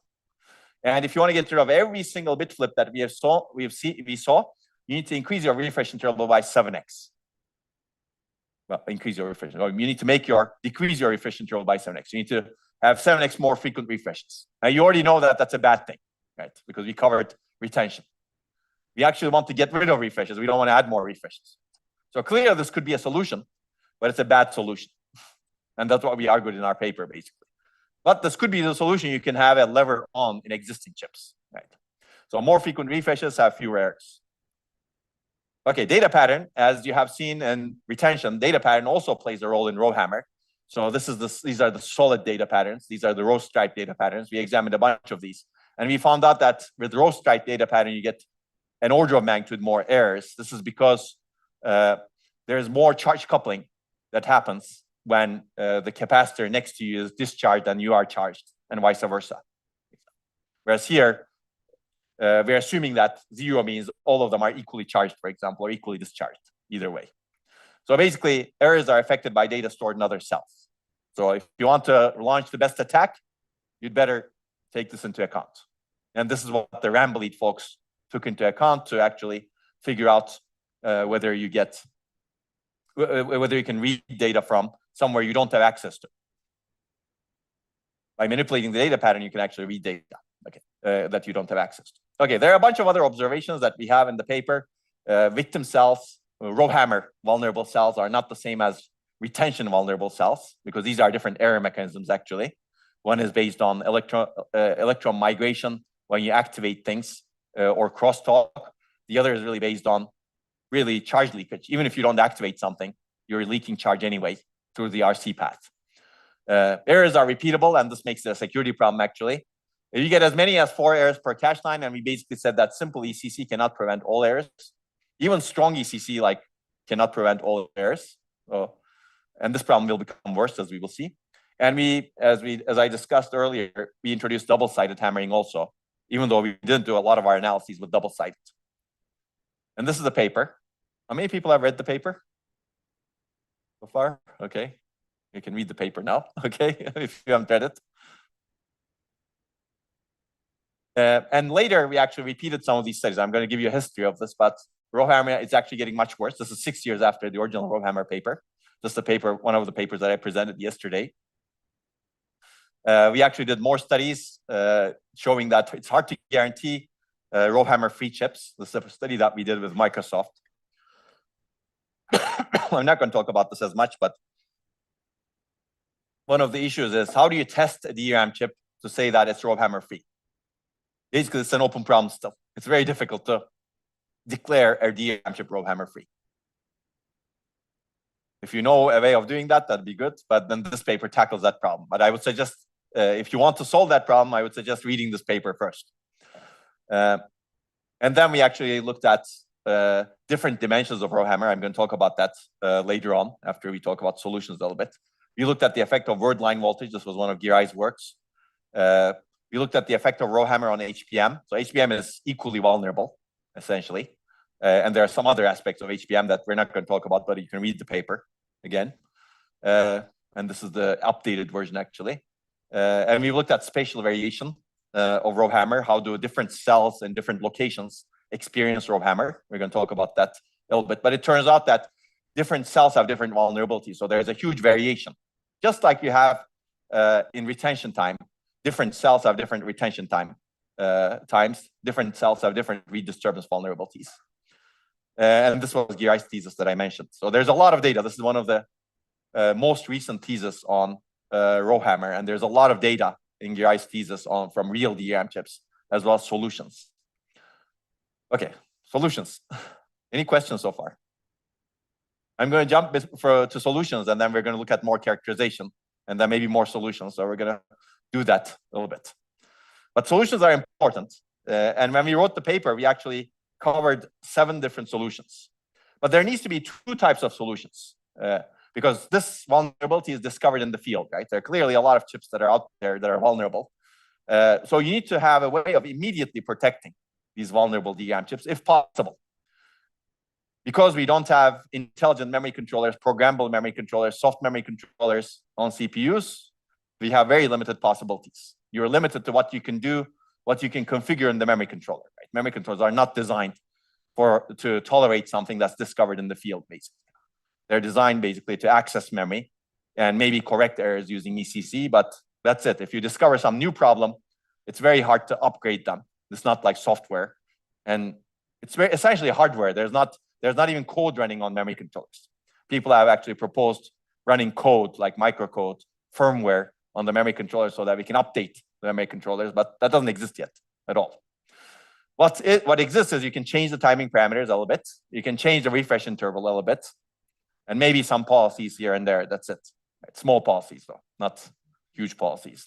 You cannot change the scheduling policy, for example. Good luck. You saw a lot of scheduling policies in the last couple of lectures. Forget about switching between from one policy to another. But if you have a programmable memory controller, you can actually program the policy inside there. But we're not there yet. And yeah, humans make very slow progress, as you can see. you may have a very, let's say, long-term vision, and you write all the papers, but humans may not really understand the value of those things. But still, do the right thing. Keep doing the right thing. Okay. Anyway, it's good to have jokes. Okay, so that's immediate. So longer term, you can change anything. At least that's how research should be. But we're going to also take a critical eye to that. Essentially, you can change the DRAM chip, you can change the memory controller. Essentially, you can have a wider range of protection mechanisms. You can change the software, you can change the hardware. And there's been a lot of solutions longer term. So our ESCA paper proposed actually both types of solutions. We proposed 7 solutions. One of them is increasing the refresh rate. And we say that's a bad solution. One of them is having access counters per row. We say that's a bad solution, although it's being implemented in JEDEC these days. We're going to get to that also. What we proposed as what we believed at the time was the best solution was a probabilistic solution. And at the time, it was actually good. And this actually influenced a lot of work. It was implemented in both memory controllers and DRAM chips, as we will see later on. But this is the solution approach. This is not very comprehensive at this point because there are other solutions also. But one solution is build more robust DRAM chips. Change the materials such that you don't have this problem. They're very expensive. Add isolation. Maybe add more distance between rows. Expensive again. That goes against capacity scaling. Add error correcting codes. Expensive again, as our paper showed. There's actually a funny story over here because I gave a lot of RowHammer talks. And in one of these talks, I gave a talk about RowHammer saying that this is a problem that needs to be solved. This is 2015. 15, yes. It was in Frankfurt, I think. After I give the talk, a very high senior vice president from Micron, one of the major manufacturers, comes up and he's going to talk about something else, but he has to address what I said. And he said, we have a solution to RowHammer. It's ECC, error correcting codes. Well, history proved him wrong. Okay. Yes.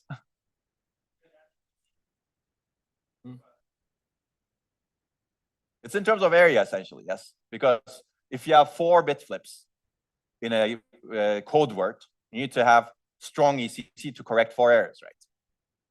And that's expensive in terms of area. Current DRAM chips in DRAM ECC is able to correct 1-bit error, or maybe not even correct, but detect 1-bit error. Actually, it's correct. I think they can correct. Yeah, correct 1 bit, but not detect 2 bits yet. Yeah, but I mean, it's expensive basically. But I think there's also another problem with ECC, and I will say this. ECC is, okay, there's a principal problem with ECC. There's a cost problem, no question about that. I think nobody can argue with that one, because there's a lot of work that show that it's costly to have strong ECC. But there's a principal problem. And here's a principal problem, since we are talking about computer architecture, principled architectures. What is the problem? ECC is really designed for cases where you don't know the source of error. You get a random bit flip somewhere, and you have no idea where it will happen and why it would happen. Well, maybe you have an idea of why, but you don't have no idea where it will happen. You get, for example, some sort of particle strike, right? And that's actually why it was designed initially, soft errors. It could happen anywhere, right? And you code your memory, you add some redundancy such that you can correct. You have additional bits to correct what has happened. Here, that's not the case. We know exactly why this is happening, and we know exactly where this error will happen, right? Assuming we track a little bit of something. ECC is a terrible solution, in my opinion, because it doesn't match the requirements of when you should employ ECC. It's good to think about that.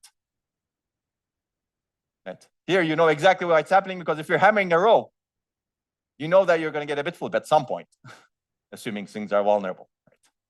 So why protect using ECC? Do something else, right? Okay, so that's the principal problem with ECC. Okay, increasing your refresh rates.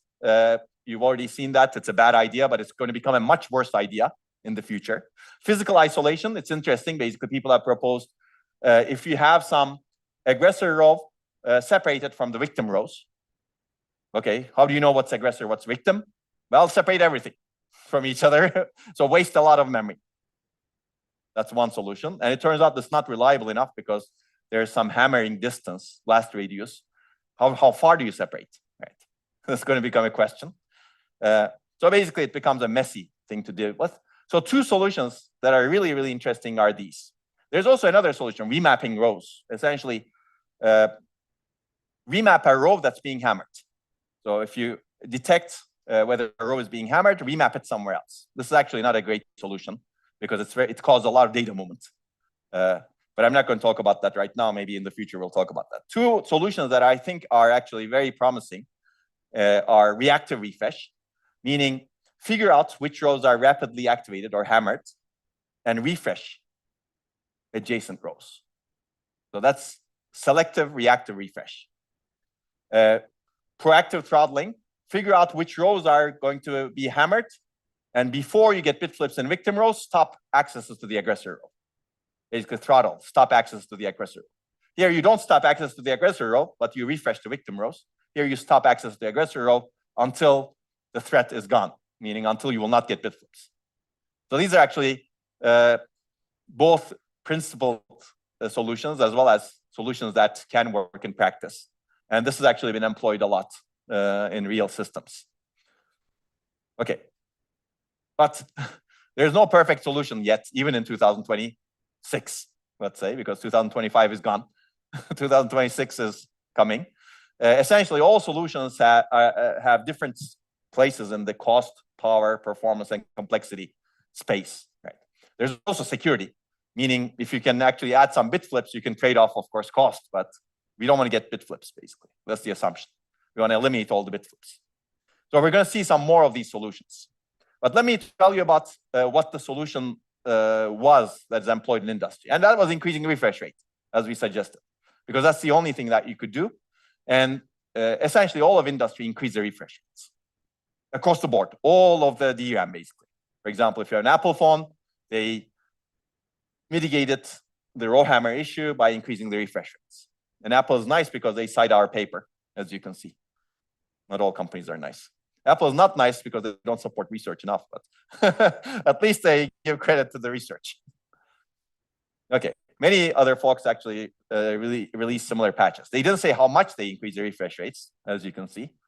My guess is 2x or so. 4x is too much. But again, with 2x, you reduce the vulnerability. You don't get rid of all of the errors. Right? Okay, so this is our first solution to RowHammer, our actually proposed solution. This is probabilistic adjacent row activation. This could be implemented in the memory controller or the DRAM chip. We propose a memory controller-based solution. And the key idea is very simple. After closing a row, the memory controller activates physically adjacent rows with a very low probability. Let's say 5 out of 1,000 times. Okay, that's the idea. And with this probabilistic approach, you will get rid of the bit flips probabilistically, assuming the number of activations needed to induce a bit flip is much higher than that probability, meaning you need, let's say, 100,000 activations, right? And that was the case, actually. When we tested our DRAM, we found out that at the time, the lowest numbers was 139,000 activations are needed to induce a bit flip. Double-side RowHammer makes it worse, actually, but that's fine. Still, let's say 30,000 or so. And if you're paranoid, pick a higher probability. Okay, you may want to be paranoid, of course. So we showed in our paper that this gives you a very good reliability guarantee. And again, if you want to increase that guarantee, you can increase the value of P. This could be programmable. So you can see that this is a very dynamic solution. And after every closure of a row, you activate adjacent rows. And you can decide how many adjacent rows you activate. If RowHammer actually affects not just the adjacent row, but another row after that also, you refresh multiple rows on top and multiple rows at the bottom of the aggressor row. Okay. There's other advantages of this. So we showed that assuming RowHammer vulnerabilities that we have demonstrated using real DRAM chips at the time, you have low power overhead and low performance overhead because your probability of refresh doesn't need to be very high. And one of the most important parts of this solution is it's stateless. You don't need to track anything. That's a beautiful solution in that sense. And this solution is not beaten from this perspective so far. Basically, it's low cost, low complexity. And we basically said this is an effective and low error solution to prevent disturbance errors. We're going to change that later on, 6 years later. Any questions? Okay, so this could be implemented in the DRAM chip. This could be implemented in the memory controller. Today, DRAM chips actually implemented. I believe memory controller is actually implemented. I should change that slide. Initially, memory controller is implemented. I will show you. Intel memory controllers actually adopted a version of probabilistic adjacent row activation. But of course, if you actually implemented the memory controller the way we proposed it, you need to know which rows are physically adjacent, right? Because after closing a row, the memory controller needs to send refresh or activate pre-charge commands to physically adjacent rows. So what is physically adjacent? Somebody needs to communicate to the memory controller, right? And if that communication is not done, you're not perfect in your mitigation because you're going to miss some rows. So a memory controller should know. In Intel's implementation, I don't think they knew actually, but they guessed because our results and their results also showed that most of the rows are physically adjacent. So if you hammer X in the memory controller's address space, that maps to Y, and the affected rows are X minus 1 and X plus 1 in the memory controller's address space, and in the DRAM address space, physical address space, it's Y minus 1 and Y plus 1. So most of them are linear mapping. But there are some cases that don't work. In that case, you're basically not mitigating the issue, basically. Okay, it's good to think about that, basically. Solutions are not perfect also, and we're going to see this more and more.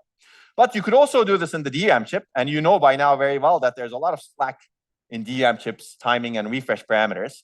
So whenever you actually do some, let's say, do some operation in DRAM, whenever you're closing a row, for example, you have enough time to refresh internally some other rows. Or you can keep track of what rows you should refresh, and you use the timing slack, which we tried to eliminate in earlier papers, if you remember, earlier lectures. You could use that timing slack to actually sneak in some refreshes to physically adjacent rows that you remembered from previous times that should be refreshed. And DRAM manufacturers actually did exactly that. They implemented versions of probabilistic adjacent row activation inside the DRAM chips. Today, actually, memory controllers still have this mitigation. I think Intel probably turned it back on because they don't trust the DRAM manufacturers for good reason, as we will also see soon. But mitigations basically exist in the memory controller and DRAM chip. But there's a story for that also. Okay, so this was what Intel implemented. In the BIOS, you could choose your RowHammer protection, RowHammer solution. In this particular BIOS, it says RowHammer solution. You could choose 2x refresh. I don't know why it's only 2x. Why not 4x also, right? Maybe that memory controller is not capable of 4x. It's good to think about that. And hardware RowHammer protection. Now, once you go to hardware RowHammer protection, you have a lot of choices. What should be your RowHammer activation probability? Do you basically do adjacent row refresh every month, 512 activations, 1024 activations, whatever, right? Hopefully not every other activation. There's no 1 over 2 to the 0 either. So anyway, it's not comprehensive, but yeah, choose your comfort level, basically. Not exactly what we envisioned, but it's a step in the right direction, in my opinion. It's basically adding this probabilistic adjacent row activation at very low cost to a memory controller. It's a slightly intelligent memory controller. It would have been better if it actually did this more dynamically without involving the BIOS, etc. But it's okay, I think. It's not bad. So this was a step in the right direction, in my opinion. Memory controllers were getting a little bit more intelligent. That's good, because this is something that this paper had impact almost immediately, right? Essentially, a memory controller change happened. It had other impacts also, like refresh, etc. But a hardware change actually happened very quickly after this work. So this is an example of memory controller, main memory needing intelligent controllers, right? For robustness, I think we have nowhere to escape here, as you have seen also earlier with memory-centric computing lectures. We need more intelligent controllers. Okay, so this is the intelligent controller actually that we have for Flash. You're going to see more of that. You saw Flynn, for example, that was an intelligent controller. But essentially, Flash memory chips already have intelligent controllers because they have all of these issues, read disturbance, retention, etc., that we will see in later lectures. And we need that sort of intelligence in the memory controllers also, DRAM controllers. So before I give you a little bit more history, there's still more to do. Basically, what our original paper did was we tried to understand RowHammer, but we couldn't, of course, test everything, right? These days, sometimes people who review papers want a paper to solve everything that's under the sun. Somehow the standards are a bit too much, right? This paper did a lot, but it cannot do everything, right? For example, if someone asked the question, what about voltage? We couldn't have answered it, right? Is that a good reason to reject the paper? These days, some people reject the paper saying that, oh, you didn't study voltage. But I studied other things that are still important, that still advances science, right? Do I have to study voltage to actually get this paper published?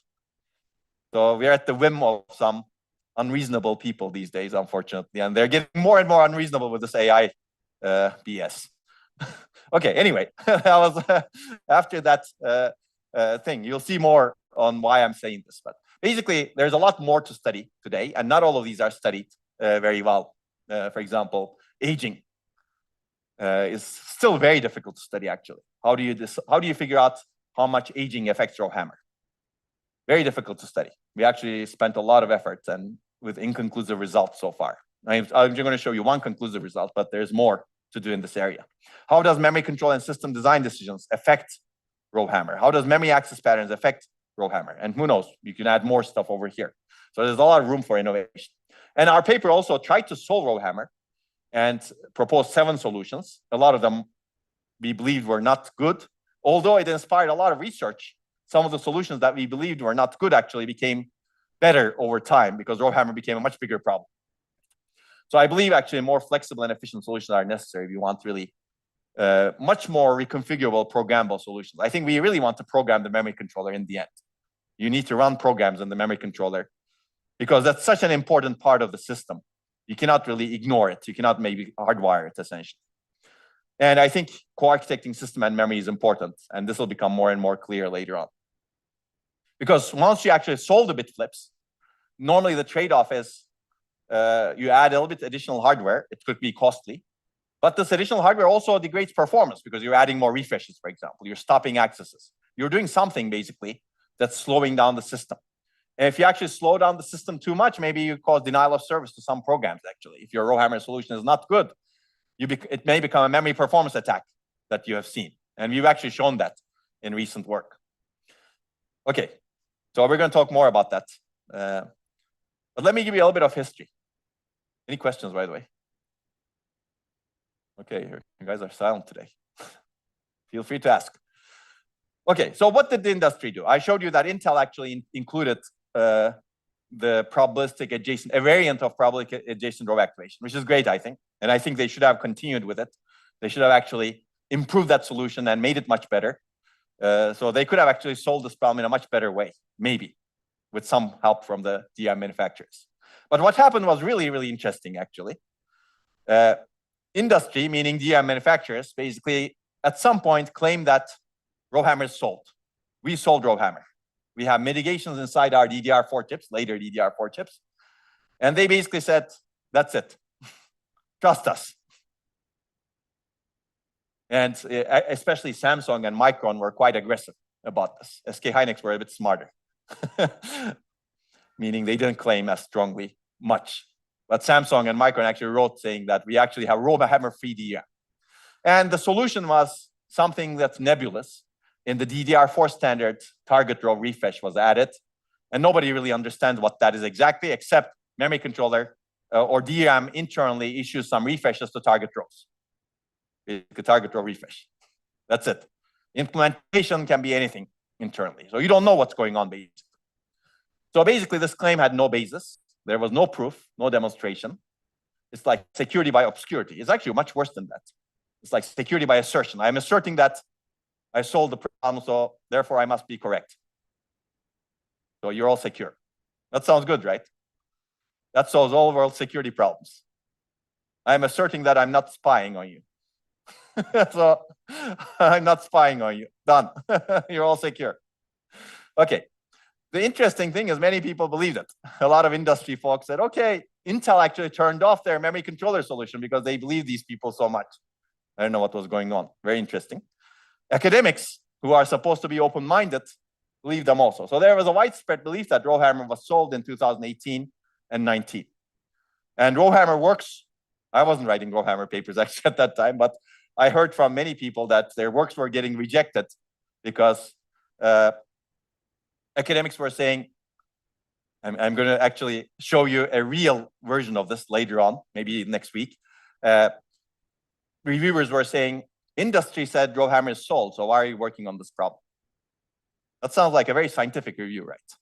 You write this paper, I have a great solution to RowHammer that was shown in ISCA 2014 in this paper. And here's how it works. I go through all of the effort to demonstrate that it works nicely. And then you get this idiot, sorry, pardon the language, reviewing the paper, saying that industry solved it, so why are you working on this? I think that guy deserves the idiot. And maybe they should not be an academic, but they exist. Okay, anyway, sorry. I have strong opinions, as you can see over here, but I think this is a pretty fair opinion, right? If you write a terrible non-scientific review, you should deserve idiot, and you should be able to sign your name under it also, so that you're publicly claimed known as an idiot. Okay, so that's the problem. As we will see, I think maybe these people will be a little bit more careful if they were a little bit more accountable in terms of what the consequences of the review could be, right? Because there's no accountability. They can write anything, right? Okay, anyway, so I was not working on RowHammer as much, actually, at that time. Although we were working a lot on DRAM and understanding different properties. We were always looking at different testing of RowHammer, etc. But after this claim, we asked the question, I'm curious how they solved it. Right? So a lot's happened since that claim. So we're going to look at revisiting RowHammer. That's why we revisited RowHammer, and we titled this paper, Revisiting RowHammer. Because industry claimed that solved. Let's see if it's easy to solve. We actually wrote two papers. One is revisiting RowHammer, and the other is stress pass. You're going to see that also. This paper took a more circuit level, device level approach, and we wanted to understand whether the problem is easy to solve, whether the existing known mitigation mechanisms that are published in the literature are actually solving the problem right now or later, and how the problem is evolving over time. The other paper basically took a more practical approach. Well, this is also practical, but the other paper took a more system level approach and tried to reverse engineer what were the solutions to understand whether the industry actually had a solution internally and what that solution was, and can we actually hack those solutions, meaning bypass those solutions. So this is, in a sense, more fundamental. It looks at the fundamental problem of the phenomenon, right? Is it getting worse? Is it getting better? Could the industry be right, basically? Okay, and that's the paper. This is the revisiting RowHammer paper. So we built a lot of infrastructure for this. And our goal was to basically experiment to demonstrate how vulnerable modern DRAM chips are after 6 years or 5 years, let's say, to RowHammer, and predict how this vulnerability will change or scale going forward, and examine the viability of known mitigation mechanisms on both current chips as well as more vulnerable chips. So we built a lot of infrastructure, a lot more infrastructure. So we had the DDR3 infrastructure, which was used for RowHammer. We actually built the DDR4 infrastructure, DRAM vendor, while we were doing these studies. And we had an in-house testing hardware for LPDDR. LPDDR is very difficult to build infrastructure for, but a major company actually supported us to build this infrastructure, and they shall remain nameless. They're $1 trillion company, though. Not that many of those companies exist because they really wanted to understand how this RowHammer affects their systems that they built. And they didn't trust anyone other than the results that we got from the infrastructure. Okay, so we actually collated a lot of these infrastructures. This is still I mean, you've seen some of the pictures of these infrastructures, but this was the DDR4 infrastructure we built essentially. And we tested a lot of chips. This is still the most major RowHammer, actually maybe probably the most major published DRAM chip testing study to date. We tested almost 1,600 chips, 300 modules. You can see that different generations of DDR3, DDR4, LPDDR4. And we basically tried to understand how the vulnerability is changing. I'm going to give you a summary of the results. I mean, there's a lot over here, but essentially we tried to get as many chips as possible, which is not easy to do, actually. It's also not easy to characterize whether something is old or not, because not all chips give you information. Normally, you should ask the chip and they tell you, this is my time and date, etc. But they don't do that. A lot of these things you need to figure out carefully. Okay, but this is the basically summary of the study. We basically showed that newer DRAM chips are much more vulnerable to RowHammer than what was previously shown. These are chips that are actually out in the field. More bit flips are happening earlier. There are new chips whose weakest cells fail only after 4,800 hammers. So this number was 139,000 in 2014 when we wrote the first paper. So now this should irk people, right? Okay, 139,000, and it was difficult to solve at that time. Now we're at 4,800, and this industry is claiming that it's solved. Are we stupid? What are we missing, right? Is this really solved? And we also showed that chips of newer DRAM technology nodes can exhibit RowHammer bit flips in more rows and farther away from the victim row. And basically, we said that we also did simulation study. Existing mitigation mechanisms are not effective at future technology nodes. And even in existing technology nodes, you get performance degradation. Okay, so this is one example result across many, many chips, 3 major manufacturers. On the x-axis, you have hammer count. By the way, we introduced metrics like hammer count, hammer count to induce the first bit flip. And these actually were heavily used by later literature, including JEDEC. JEDEC finally released some documents after this paper, but you will see that also. So basically, you see the hammer count going from left to right increasing, and you see the bit flip rate, essentially error rate, going lower at the bottom and higher at the top. 10 to the 0 is 100% bit flip rate, basically. And you can see that going from the old DDR4 chips to the new DDR4 chips, maybe I should do this one, the curve shifts to the left and up, meaning that you get more bit flips, clearly, because up means higher bit flips, and you get the first bit flip earlier. The hammer count induced the first bit flip is much earlier right now in the newer chips, as you can see over here. That's true for all of these DDR4 generations from all 3 major manufacturers. So it's affecting the industry globally, let's say. Yes?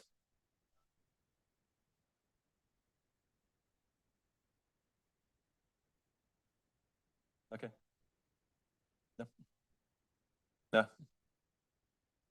Yeah, that's a great question, basically. It depends on your hammer count, but it could happen. Maybe not with your application, but in some more intricate applications that access memory a lot.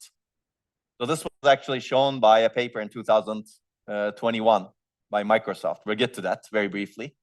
They showed that real applications, benign applications, can actually induce bit flips.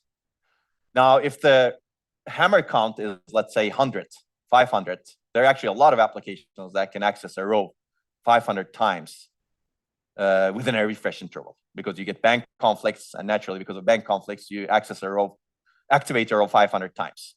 So it's more possible in future generation DRAMs, assuming you don't have protection. But it's not common, of course, right? Not all applications will induce these bit flips. And as protections are added, it becomes more difficult for benign applications to actually induce these bit flips. Because malicious applications, you can always devise mechanisms to bypass the protections, right? You can reverse engineer bypass. But benign applications don't do that. Yeah. So for benign applications, it's less likely to see this problem, even going into the future, I think. Although benign applications may induce RowHammer solutions much more, meaning they could degrade your performance, they could become memory performance attacks type of thing, right? Now, the interesting story is, honestly, we were not the first ones to discover RowHammer. We didn't know about this, but people at Intel were made aware of a real bit flip that happened in the field because of a benign application. So it turns out somebody in some, we don't know exactly who, in some company discovered a bit flip in their application. This was a Java workload. And they basically informed Intel saying that your memory controller is wrong. And some poor person at Intel debugged this for a year or so and figured out that this bit flip was not because of the memory controller, but because the DRAM chip was wrong. And this particular application was actually inducing essentially something very similar to what Microsoft described in 2021. But people discovered it in 2000, probably 11 or so. But this was not reported. Of course, there may be some backdoor discussions between Intel and Samsung and other places. Yeah. But this was actually, that's how Intel became aware of it for the first time. So it was because of a benign application. It was not a security attack.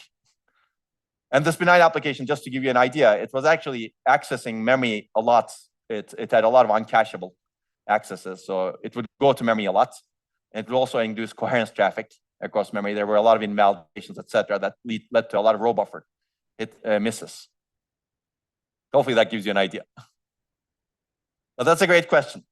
That was one of the rejection reasons that we had for the RowHammer paper from Micro. The reviewer said in this case, oh, show us that a benign application does this. I don't care about security. But clearly the security people cared about these bit flips a lot more than that reviewer. Okay. Okay, so going back, basically, you get RowHammer bit flip rates increase when you go from old to new technology node generations. And RowHammer vulnerability essentially increases. So this is another way of looking at it. This is the hammer count needed to needed for the first bit flip, HC first, hammer count first bit flip. And you can see that essentially this is averaged across many chips. Actually, this is the distribution across many chips that are tested for different manufacturers. You can see that as you go from the old generation to new generation, you always have a very consistent decrease. There are some anomalies, of course. And we actually found out that this sometimes our classification is not completely correct. But in most cases, yeah, when you go from the old generation to a new generation, you get a reduction in HC first. Okay, just to give you some numbers. DDR3 old to new, you go from 69,000 hammers to 22,000. DDR4, you go from 17.5 to 10, and LPDDR from 16.8 to 4.8. So 4.8K number comes from here, basically. So this number is actually heavily used in later literature. Somehow people wanted a single number. And they said, oh, okay, 4,800 is good. So I'm going to configure my defense mechanism for 4,800. But our point was actually, it will become much worse than 4,800. Because we're marching towards that, right? As we reduce the size of the cell and as we pack more cells together, RowHammer is becoming much worse. Okay, so that's why we evaluated mitigation mechanisms also. So here on the x-axis, you see hammer count first, number of hammers required to induce the first RowHammer bit flip. And you can see that these are real data points that we have from, I guess, the worst case chips, all DDR3 chips, new DDR3 chips, DDR4 old, DDR4 new, LPDDR4 old, LPDDR4 new. You can see that we're marching from left to right. So that's the trend. And on the y-axis, you see the system performance of the solutions that we evaluated. 100% is no performance degradation. 0% is your computer is not running anymore. And ideally, you would like to be 100% no performance degradation. But you can see that increased refresh rate, increasing the refresh rate across the board is a terrible solution because you get a huge performance degradation. This is assuming that you increase the refresh rate to get rid of every single bit flip we've seen. You need to increase your refresh rate a lot. So that's a bad idea, but we knew that that was a bad idea. Para, which is interesting, probabilistic adjacent row activation, is okay for some time, but as RowHammer vulnerability increases, it becomes a not scalable solution. I mean, it scales, but the performance impact is terrible. So you lose a lot of performance. It's actually the only scalable solution, meaning you can implement para, but you cannot implement any other mechanism that we tested. We tried hard, but there was no way of scaling it to very small RowHammer bit flips. You can see that this is 100 over here. 100 activations cause a bit flip. Para, you can configure it, but you lose a lot of performance. And there were some other proposals that existed that I'm not going to talk about in detail that were not able to scale. And we also proposed an ideal mechanism, but this is not the ideal. This is one ideal mechanism that basically refreshes physically adjacent rows only when you access things like n times, where n is HC first over here. And you know exactly which one to refresh. And even that ideal mechanism is losing performance, as you can see, and that number, HC first is 100 or so. But still, it's much better than any existing mechanism, as you can see. So basically, we said that existing mechanisms are not going to work. It's already difficult to make them work with low performance overhead. And they're going to become much worse in the future. So we need more solutions to RowHammer. So this actually provided a lot of data to folks who wanted to develop RowHammer solutions. Okay, so basically, key takeaway from this work is that RowHammer is a technology scaling problem, and finding a good solution to RowHammer is difficult, and will become more so. So what are these manufacturers smoking? Okay, let's see what they're smoking. We're going to see that. Just to give you some context, this is actually interesting to think about. So HC first is the metric that we introduced in this paper, number of hammers, it should be hammers for the first bit flip. If you're infinite or close to infinite, that's good, right? If you're 1, then you're probably doomed, meaning every activation causes a bit flip, right? Immediately. That doesn't sound good. So we were at 139,000 in 2014. In 2020, revisiting RowHammer reduced that number to 24K in DDR3. In DDR4, you get 10K. In LPDDR4, you get 4.8K. More recently, we've done HBM2 testing, and HBM2 is somewhat similar in terms of size to DDR4 over here in terms of cell size. So you get 14K. So if HBM2 scales more, you'll get to much lower values also. We're at HBM3, HBM4 these days. So it's good to do these studies, basically. Okay, this is what I presented yesterday. Let me see what I think I've said almost everything over here. Also, this is the first study of RowHammer on LPDDR chips. And this is because the company we worked with was very interested in the LPDDR chips they were using. Yeah, you don't want RowHammer. And you don't want to trust the manufacturers. And there's a good reason why not to trust manufacturers, as you can see. So in general, it's not good. It's good to not trust any hardware that you built. If you're building a system, for example, it's good to test your own hardware. It's good to develop your methodology, actually, to test things. And if you're a big company that's actually scaling, manufacturing many systems that people rely on, you should do that even more. So this company was doing the right thing. No question about that. So this paper basically indisputably showed that newer chips are much more vulnerable and known solutions are not effective. And most importantly, I think, it corrected the then widespread belief that RowHammer is sold. So it directly induced industry JEDEC action that I will talk about and industry solutions. It also inspired many new RowHammer solutions, analyses, and attacks. So JEDEC essentially formed a task group on RowHammer. They used to have a task group, and then it was disbanded after DRAM manufacturer. JEDEC is the major standards body that determines memory standards, essentially. It's composed of 390 plus companies, maybe 400 now, and they never agree on anything. You covered a subarray level parallelism, for example, right, in an earlier lecture. Did you cover it? No, in the latency lecture, did you cover subarray level parallelism? Okay, yeah, you covered. Okay, yeah, I was, yeah. subarray level parallelism, for example, I don't know if you gave the story of SELP. Okay, yeah, basically, that was one of the first papers that we wrote on DRAM architecture. And it's a good idea, no question about that. And Intel and Samsung wrote a paper that actually showed that subarray level parallelism actually improves performance, enhances DRAM scaling. It's good for performance, etc. And the reason they wrote that paper was to actually show to JEDEC that they're actually real data from them also. And even they were not able to convince those 390 companies to actually add subarray level parallelism in DRAM. So it's very difficult to change the standards in DRAM. That's why standards are actually not good for innovation in general. If you want to kill innovation, go try to standardize something. Because now you have to convince lots of companies. But if you want to actually make innovation, then you actually go and build it and figure out who wants to buy it, right? Or maybe you go and build it in a custom way for someone who really wants to buy it. So if you bypass the standards, you can actually make a lot more innovation and a lot more progress. Okay, anyway, JEDEC basically published 2 white papers. We're going to look at that. It became serious after this paper, as well as the trespass paper. And future solutions in the industry are based on the analyses. For example, SK Hynix paper that I mentioned earlier, but we're going to look at that more, which introduces per row hammer tracking, which is basically per row activation counters. It was standardized later by JEDEC in DDR5. Every row has an activation counter. And if the number of activations is greater than some threshold, you refresh adjacent rows. We basically said this is a bad idea in our original ISCA paper. I think it's still not a great idea, but it maybe becomes a better idea over time. They cite revisiting RowHammer. They don't cite our original RowHammer paper, maybe because we say it's not a good idea. No, not nice. Okay, okay.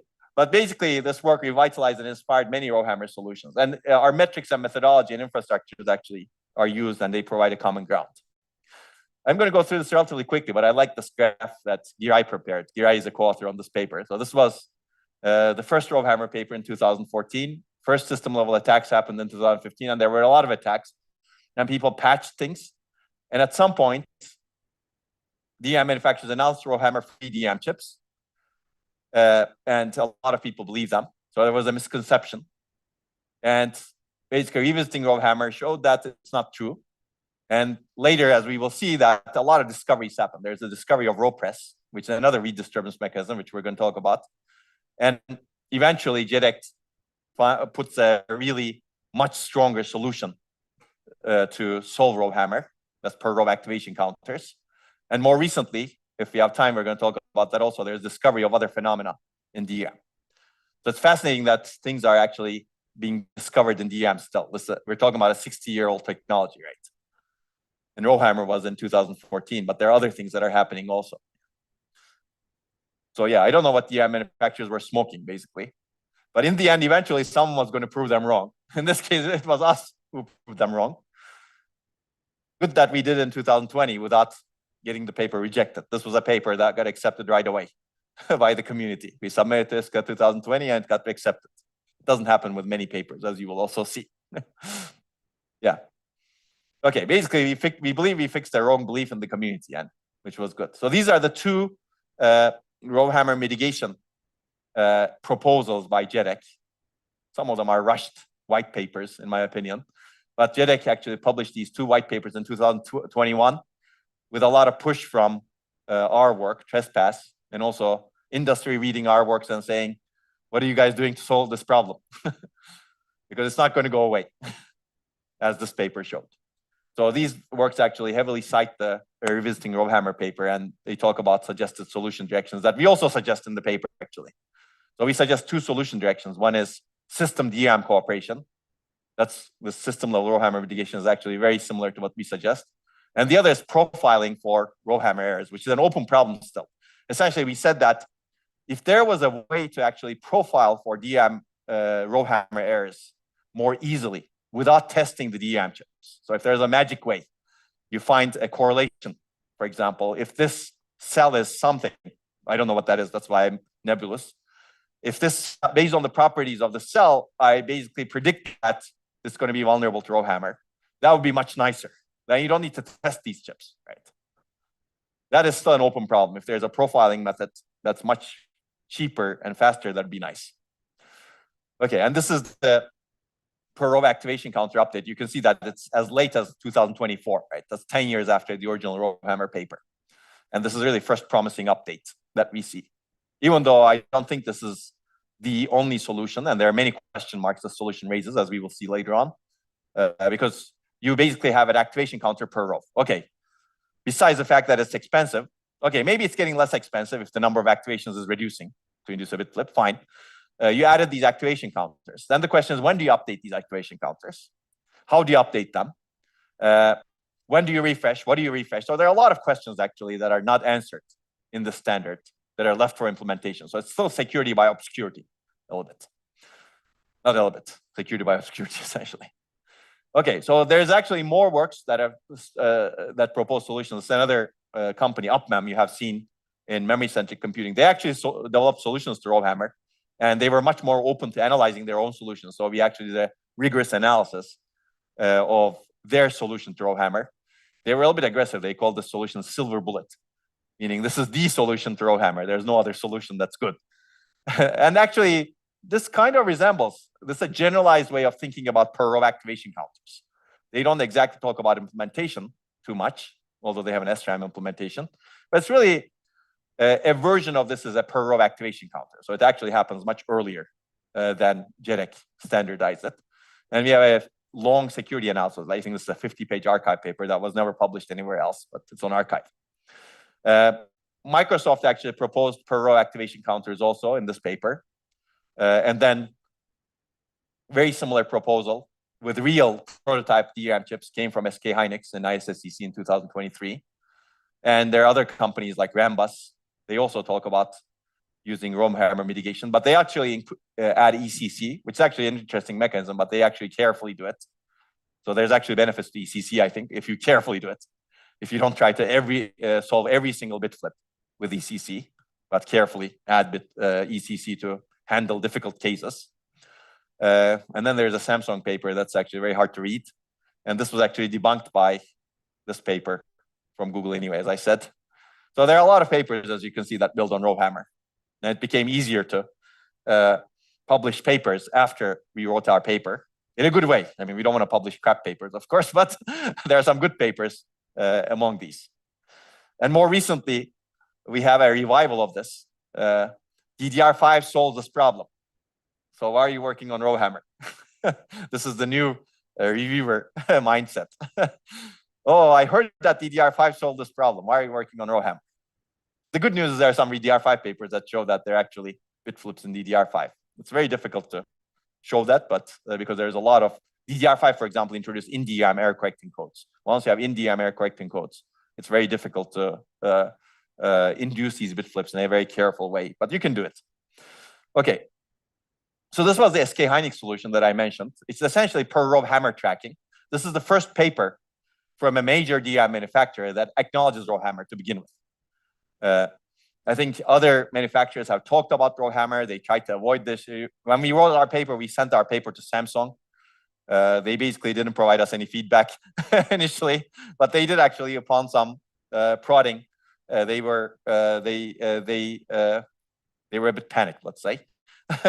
But basically, we were nice and sent it to them. They actually provided us some feedback on the circuit level, device level mechanism. So we confirmed with them the device level mechanism that we claimed in our paper. But this is the first public paper that's written by a major DRAM manufacturer acknowledging the problem. Actually, in some public presentations, they acknowledged the problem, but they didn't really write papers about it until this paper. Funny that one of some of them tried to avoid the RowHammer word. I think in some of the Samsung presentations, I heard that this nosy neighbor problem. A nosy neighbor. Terrible. It sounds terrible compared to RowHammer, right? RowHammer is exactly what you're doing, hammering your own. Okay, anyway. So basically, this introduced per row activation counters. Okay, I think I'm going to skip this slide, but this is the impact of the paper. Yeah, I already said this, so I'm going to skip this. So I think this sort of study actually continues to inspire new studies, and there should be more of these. We need to study more. That's why we built this infrastructure. We open sourced it, and GRI did a lot of these studies, but maybe we need to revisit some newer DRAM chips to actually, like DDR5 and more HBM, to actually look at how RowHammer is scaling into the future. So there's a lot more to do in this area. So there's a lot more room for expansion in this laboratory, let's say. Hopefully this inspires some people. And this is a summary paper that we wrote for the workshop yesterday. So you can actually read it if you want a summary of revisiting RowHammer and what we believe the impact is. But I've already said essentially everything over here. Any questions?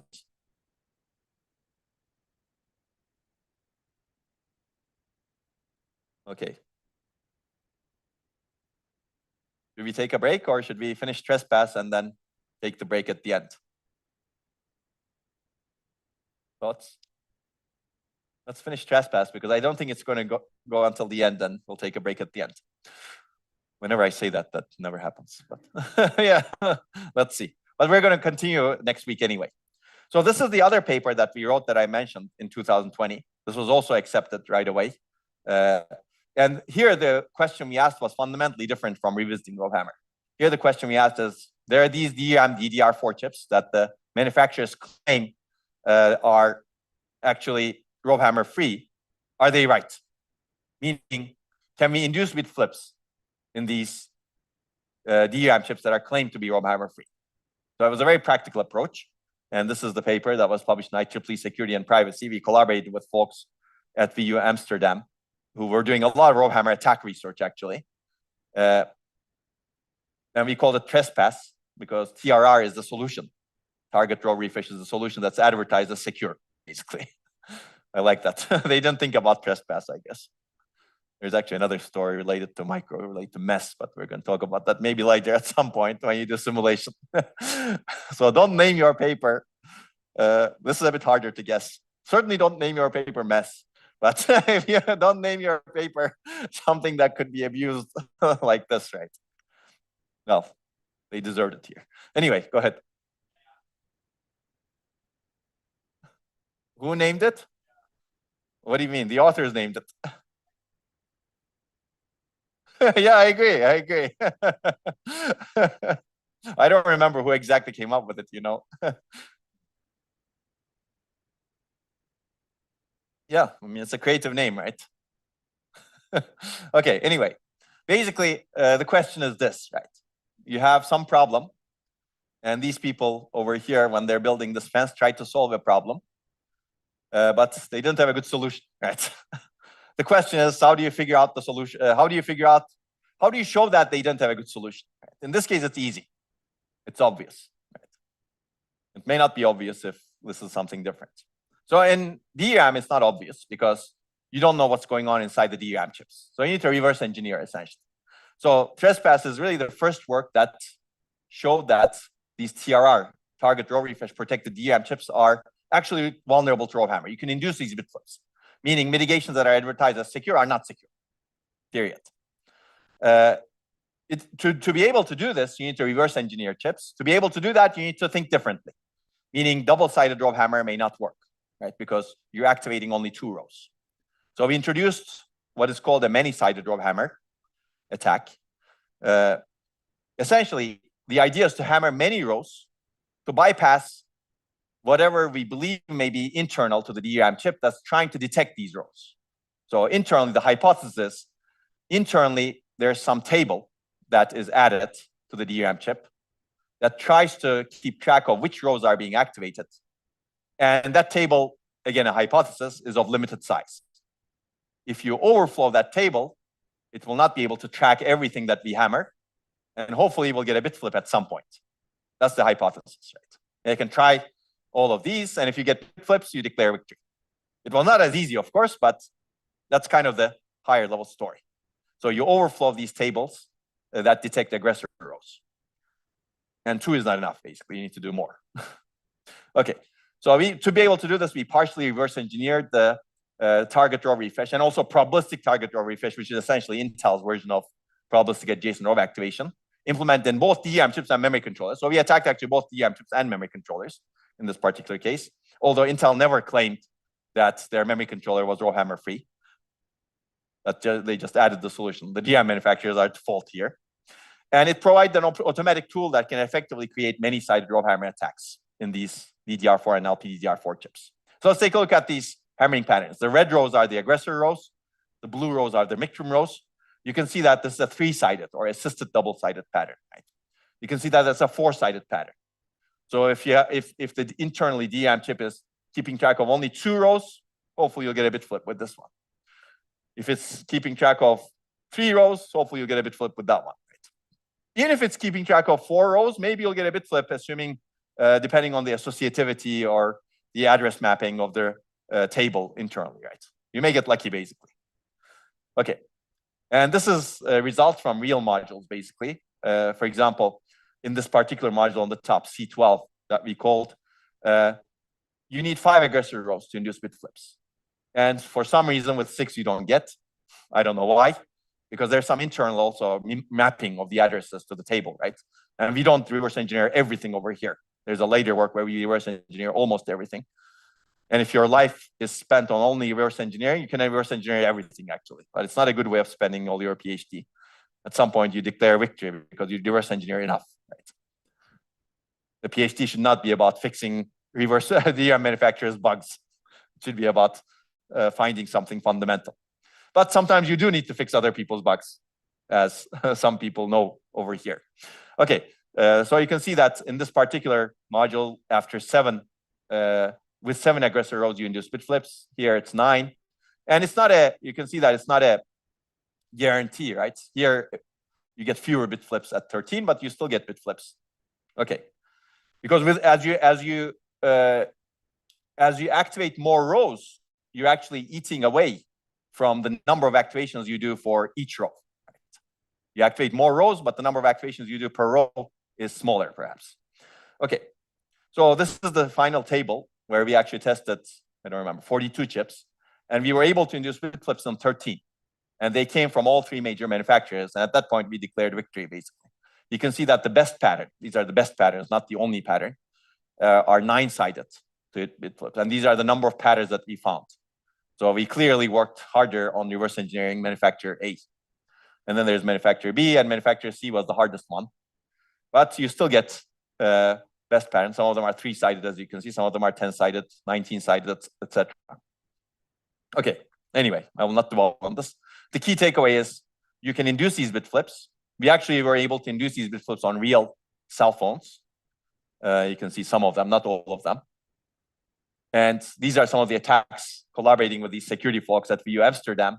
We were able to show that you can actually induce these page table entry attacks, similar to Google's attack, essentially, on real DRAM chips that are claimed to be RowHammer free at relatively quick intervals. And this is the RSA encryption key discovery attack. You get the private keys, basically. And then there's also a pseudo attack. So you can basically exercise different attacks on different chips that are claimed to be RowHammer free. If they were RowHammer free, you should not be able to induce a bit flip, let alone actually replicate an attack that was shown before under non-RowHammer free chips. Okay, so this is the key results, basically. So, okay, you can read it. And these results were actually just scratching the surface. The tool, the trespass tool that we released is not exhaustive. And there's a lot of room for uncovering more vulnerable chips and phones. And later in the UTRR work, uncovering TRR work, we actually did a lot more analyses.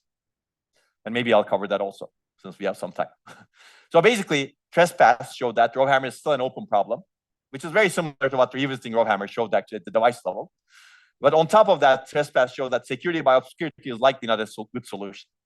Basically, what DRAM manufacturers did was security by assertion. It's really security by obscurity also, meaning they don't tell you what the solution is, right? And you have to figure it out. And this is still the case, basically. This hasn't changed. DRAM manufacturers, even though they talk about things a little bit. By the way, this is true for all manufacturers, in my opinion, in general, and not just manufacturers in the computing space. In general, manufacturers don't like their things inspected because you find problems and they have their costs increase, right? So it's good to think about this. That the question then becomes, do I trust this thing that is not inspected? Right? Do I trust my life with it? Right? Recently, there were scandals at Boeing, for example. To think about that, right? Robustness by obscurity doesn't help. Robustness by intimidation doesn't help. Because you don't get robustness, you just get intimidation in that case, right? So basically, the problem exists much broader than the computing space. Okay. So the good news is these two papers led to these improvements in JEDEC, and over time, there are much better solutions right now. The question is, are they good enough? They're not good enough, but we're going to talk about that later. Let me finish this, and then we're going to part. Any questions on trespass? Okay, basically after trespass, we said, oh, we can actually do even better, meaning we can almost completely reverse engineer these things. And this paper provides a methodology. Trespass was not really methodical, let's say. This paper provides a methodology to actually induce these bit flips in a, let's say, nice way so that you can actually design custom RowHammer patterns for different chips. And I'll give you the key idea. Key idea is nice because now you know about retention failures. Now you know that retention failures happen differently for different rows, right? So UTRR is actually a new methodology that takes advantage of data retention failures as a side channel to detect when a row is refreshed by target row refresh. Normally, you don't know when a row is refreshed, right? DRAM chip refreshes internally, it doesn't inform anyone. Right? Now, it turns out these refreshes are, target row refreshes are actually triggered by real refresh commands that are sent to DRAM. After some point, after so many refreshes, DRAM internally decides, oh, do I have any target rows to refresh? And it decides to refresh those target rows. Now, knowing what you know about DRAM, how can you decide, how can you detect this, basically? That's the question we asked. And if you know the retention time of some rows, you can try to induce RowHammer attacks to those rows. And if the retention time of those rows are very large, if you get rid of the refreshes, or if you reduce the refresh interval, you should probably get bit flips in those rows, right? So you basically find some rows that cannot actually retain data long enough. Okay, you hammer them. Ideally, if there was no TRR, you should get bit flips in those rows, right? Because you're not actually refreshing, you're reducing the refresh rate to DRAM. Now, if there was TRR, those rows will get refreshed, and you will not get bit flips. So basically, retention failures are a side channel. Whether or not you get a retention failure indicates whether TRR actually internally refresh something, because you're not doing the refreshes yourself. Internally, somebody else is doing the refreshes, and you change the refresh interval, you increase the refresh interval such that some rows cannot retain data that long. That's the idea over here. I think it's a very clever idea. You use the side channel now. You design a new side channel where you can get information about the DRAM chip internally. And this is actually a very powerful side channel. You can uncover many, many, many things from a DRAM chip this way. We just uncovered TRR, but you can actually also uncover when a refresh is happening, internal refreshes.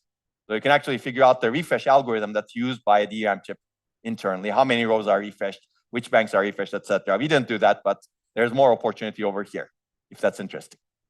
Okay, so with this, basically, we showed that all 45 modules we test are vulnerable. We were able to induce bit flips in all 45 modules from 3 major manufacturers. And we showed that essentially almost all rows in the DRAM bank experience at least one RowHammer bit flip. And ECC is much, compared to even our earlier papers, ECC is very much ineffective. You get up to 7 RowHammer bit flips and 8-byte data word, meaning you have to have a really strong ECC right now. And this is actually interesting. You see the HC first values. Some of them are really low, 6K, 7K. These are, I think, micron. But anyway, it doesn't matter. I think it just depends on the technology node that they have. It's close to 4.8K, but these are not LPDDR. So LPDDR technology nodes are actually much lower at the time when we studied those. So you can see that there are different aggressor detection mechanisms. Some of them use counters in a table. And the table is 16, size is 16. They implement per bank tables.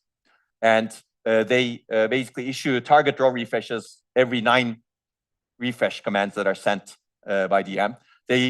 Some of the mechanisms, some of the chips actually refresh 4 neighbors as opposed to just 2 neighbors. And this is the fraction of rows that we find not vulnerable and maximum bit flips per row per hammer. Some of them use sampling-based techniques like probabilistic adjacent row activation type of techniques, and they have only one capacity, as you can see. Some of them we didn't completely uncover, but if we thought if you thought it was a good idea to invest more time on this, I'm sure these unknowns will become knowns. It's just a matter of how much time you want to invest, right? Because in research, your goal is not to completely uncover something. It's just, your goal is to make a point. Okay, and this shows basically that conventional DRAM ECC cannot protect against the new RowHammer access patterns that we devised, because you get a lot of bit flips.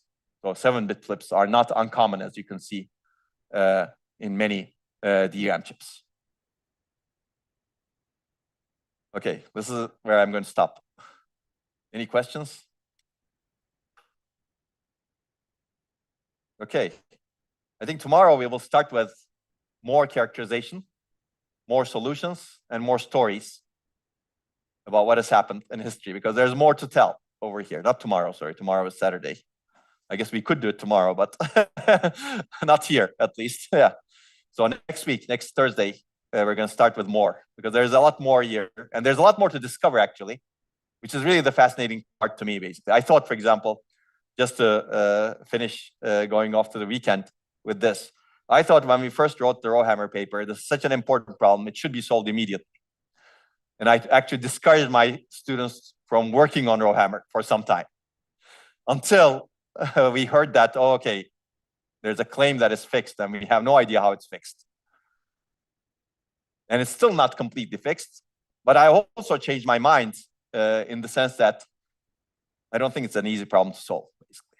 At that time, it was an easy problem to solve, but as technology scales, it becomes a much worse problem to solve.